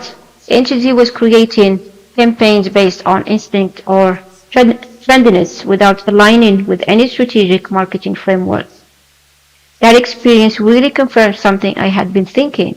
There is a serious gap between marketing theory and practice, especially in small and medium enterprises, and it can have real consequences, not just in the classroom, but in business as well. So I wrote an article for Buzzin magazine where I explored this issue in more detail and stressed why marketing theory isn't just academic, but essential for future marketers and businesses alike. And that article inspired this keynote. Here's a quick look at what we'll cover in this keynote. First, I'll walk you through the meaning and the importance of marketing theories. Then, we'll explore the disconnect, that is the growing gap between theory and practice. We'll look at real examples of when marketing efforts failed because they ignored or misapplied theory. And finally, we'll move to bridging the gap, where I'll share key points for aligning marketing theory with real-world practice. So let's dive in with the first section, marketing theories. Let's take a moment to clarify what we mean by marketing theory. At its core, marketing is the process of creating and delivering value, not just to customers, but to society as a whole. That's the foundation. But how do we study and improve that process? That's where marketing theory comes in. Marketing theory is part of a broader scientific effort to understand marketing as a discipline. It offers structured frameworks and models that help us explain, predict, and improve marketing decisions. Some of the most well-known models you've probably seen, like the 4 Ps, product, price, and place, and promotion, or the SCP framework that stands for segmentation, targeting, and positioning, are grounded in decades of research and theory. Marketing also draw on influential theories from psychology, behavioral science, and other disciplines. For example, Maslow's hierarchy of needs, which helps us understand consumer motivation, or learning theories that explain how brand associations are formed. But not all frameworks are created equal. So what makes a good marketing theory? First, it should be logically organized. In other words, built from systematically related ideas that form a clear structure. Second, it should include law-like generalizations, patterns of behavior, or decision-making that apply across situations, not just isolated cases. And finally, a good theory must be testable. It should hold up against real-world data, meaning we can apply it, measure it, and refine it over time. So marketing theory isn't just conceptual, it's practical and predictive when we use it well. Let's take a look at some successful brands that have applied marketing theories effectively in their campaigns. These aren't just creative ads, they're grounded in psychology and strategic principles that connect deeply with consumers. Before I share these examples, I want to clarify that the brands shown here are cited solely for their relevance to marketing applications, regardless of my personal boycotted decision due to their support for Israel. Let's start with Nike and its famous slogan, "Just do it." This slogan wasn't just catchy, it tapped into deep psychological motivation like aspiration and self-empowerment, connecting perfectly with Maslow's hierarchy of needs around achievement and esteem. Second example is Ferrari's Whole New World campaign, which redefined the luxury car experience. Ferrari leveraged segmentation and positioning theory to target affluent consumers who value exclusivity and performance. They didn't just sell cars, they sold a lifestyle and status symbol, aligning perfectly with consumer identity theories. Let's now address a persistent issue in marketing, education, and practice, the disconnect. Students often learn powerful models and frameworks but struggle to apply them when faced with practical challenges. This disconnect not only weakens the learning process but also undermines the quality of marketing decisions. The following slides will address real-world failure cases. Let's examine a classic example of disconnect, the Coca-Cola case. In 1985, Coca-Cola reformulated its classic drink and launched New Coke, intending to compete with Pepsi's sweeter tastes. The change ignored deep emotional and brand loyalty among Coca-Cola consumers. Public backlash was intense, and Coca-Cola had to reintroduce the original formula just few months later as Coca-Cola Classic. It's a textbook example of marketing failure due to lack of consumer insight and emotional branding theory application. The second example is the Pepsi ad that was released in 2017, featuring the supermodel Kendall Jenner. The ad tried to connect the brand with global protest movements, but it was widely criticized for making serious social justice issues seem unimportant, and it was quickly pulled. Pepsi ignored key marketing concepts like cultural sensitivity and consumer perception. Instead of creating empathy or connection, the ad came across as insensitive and like the brand was just pretending to care. And there are many more examples of brand ads failures like this. Now that we've seen how marketing theory can either be applied successfully or ignored with real consequences, let's shift our focus to solutions. This section is about bridging the gap between theory and practice to addressing solutions for three key stakeholders: educators, students, and businesses. For educators, we can design learning that goes beyond the textbook through encouraging cross-disciplinary learning by connecting marketing with psychology, sociology, data analytics, and more. Also inviting guest speakers from the industry to give students front-row view of how theory looks in action. And finally, use practice-based assessment projects that request from students to apply theory to real-world projects. For students, they should think of theory not as a checklist, but as a compass, something that gives direction, not all the answers, and certainly not something to just memorize for the exam. And during their internship, they need to do some reflection and ask questions like how was theory used, what was missing, and how they would improve that theory. And finally, for businesses, they should regularly train their team on foundational marketing theories and models. They're not just academics, they're strategic tools. And also consider collaborating with academia to inviting marketing faculty to consult, co-develop workshops, or test campaigns through a theoretical lens. These key points help ensure that the work we do is not just creative, but also strategically sound. We've now come to the end of this presentation. To conclude, marketing theories provide a powerful foundation for understanding consumer behavior and strategic decision-making.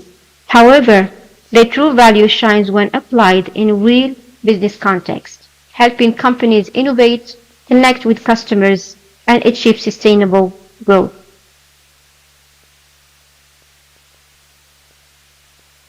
Thank you for your attention, and I'm happy to take any question you may have. Thank you so much, Assistant Professor Dr. Samira Raki, for gracing us with your presence and delivering such an enlightening keynote. Although presenting remotely and joining us virtually, your insights were truly valuable. Ladies and gentlemen, let's give a round of applause to Dr. Samira Raki. Ladies and gentlemen, as we conclude the keynote session, it is now time for us to express our gratitude and present tokens of appreciation to our esteemed keynote speakers. On behalf of the organizers, it is my great pleasure to invite Yang Berbahagia Dr. Shamsuri bin Abdullah, accompanied by Mr. Suhaili bin Ale, to join us on stage for this special moment. Please welcome.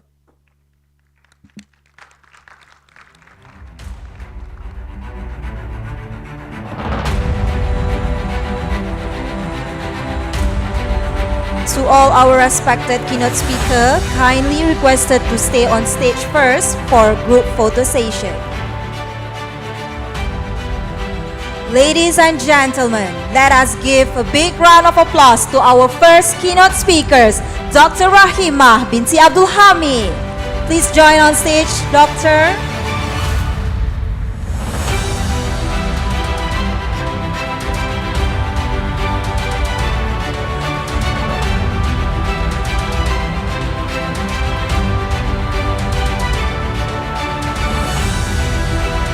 Thank you, Dr. Rahima. Next, I would like to invite Professor Dr. Truaki Ito. Please welcome on stage, Professor.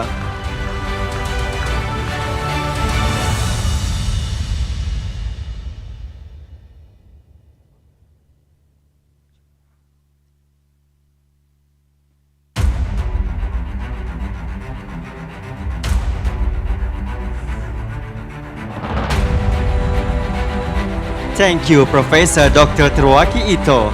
Now, please welcome Dr. Noria binti Abdul Malik to join us on stage.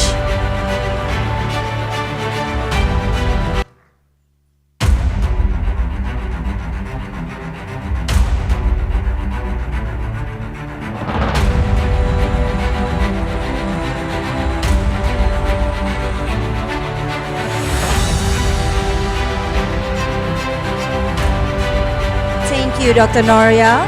And finally, we would like to invite Dr. Andi Asrifan.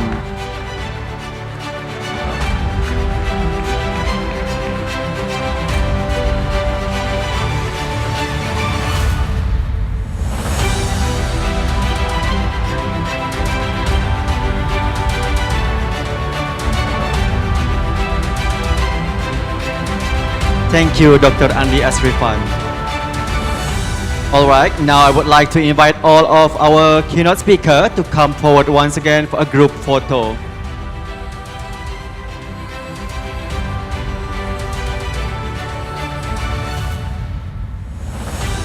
Don't forget big smile on your face.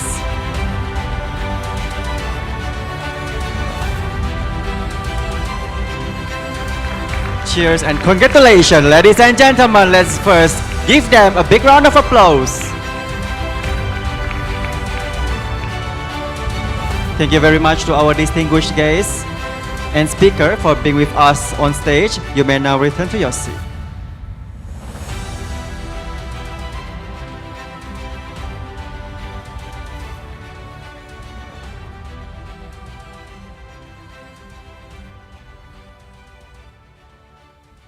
Excellencies, distinguished delegates, participants, ladies and gentlemen, now I would like to invite all of you to join together on your seats for a group photo session.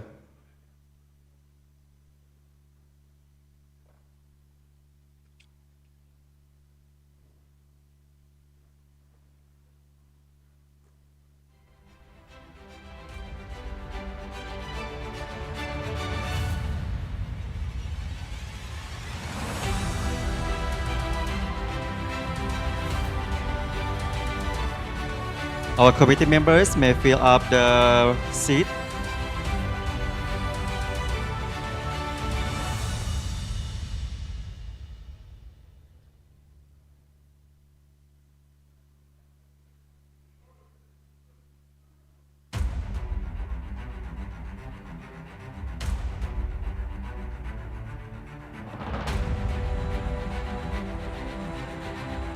All right, let's get ready for our photo session.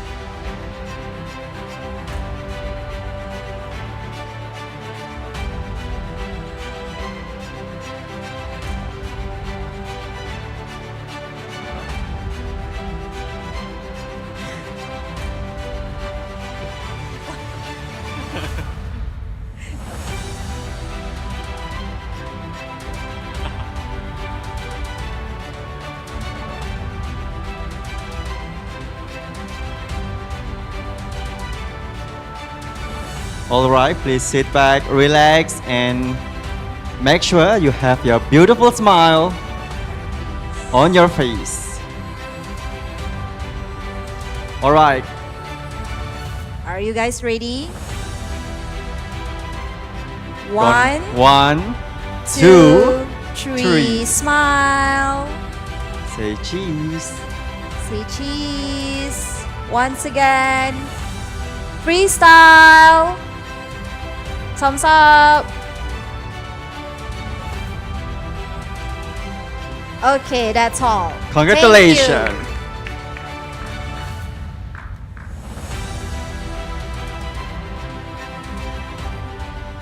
you. Ladies and gentlemen, with deep gratitude, we officially conclude the opening ceremony for the 8th Technology and Innovation International Conference, TECHON 2025. On behalf of the organizing committee, we extend our sincere thanks to all the attendees, speakers, sponsors, and partners who have devoted their time and efforts to bring this event to life. Your presence today marks the beginning of what we hope these 2 days will be of meaningful exchange, new ideas, and lasting connections. Ladies and gentlemen, before we end, this is a gentle reminder to everyone to please kindly proceed to the Business Events Sarawak counter located outside the hall and scan the QR code to complete a short survey. We truly appreciate your full cooperations.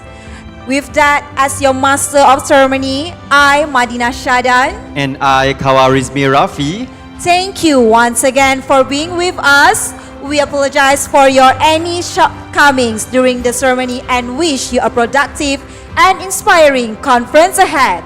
Please enjoy the session and explore the wonder that Kuching Sarawak has to offer.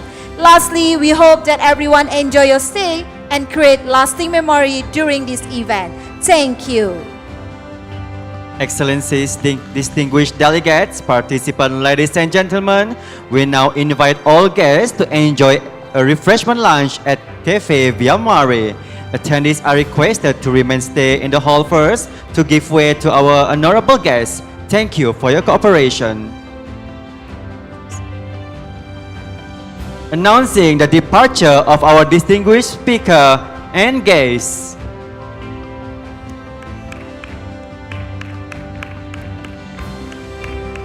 Thank you, everyone. Enjoy the lunch.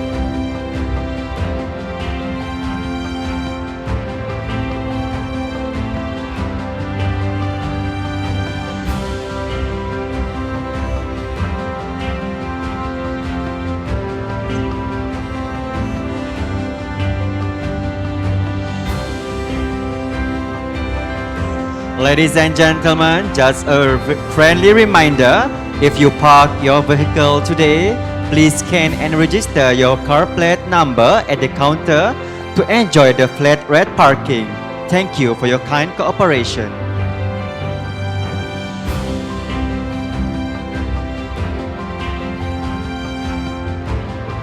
The QR code for the car registration is at the back of the hall.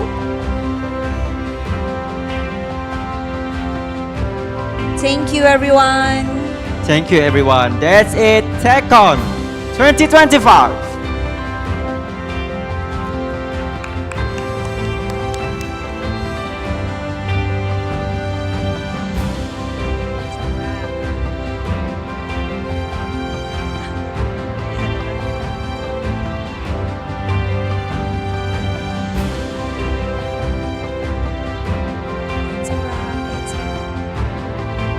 TECHON 2025.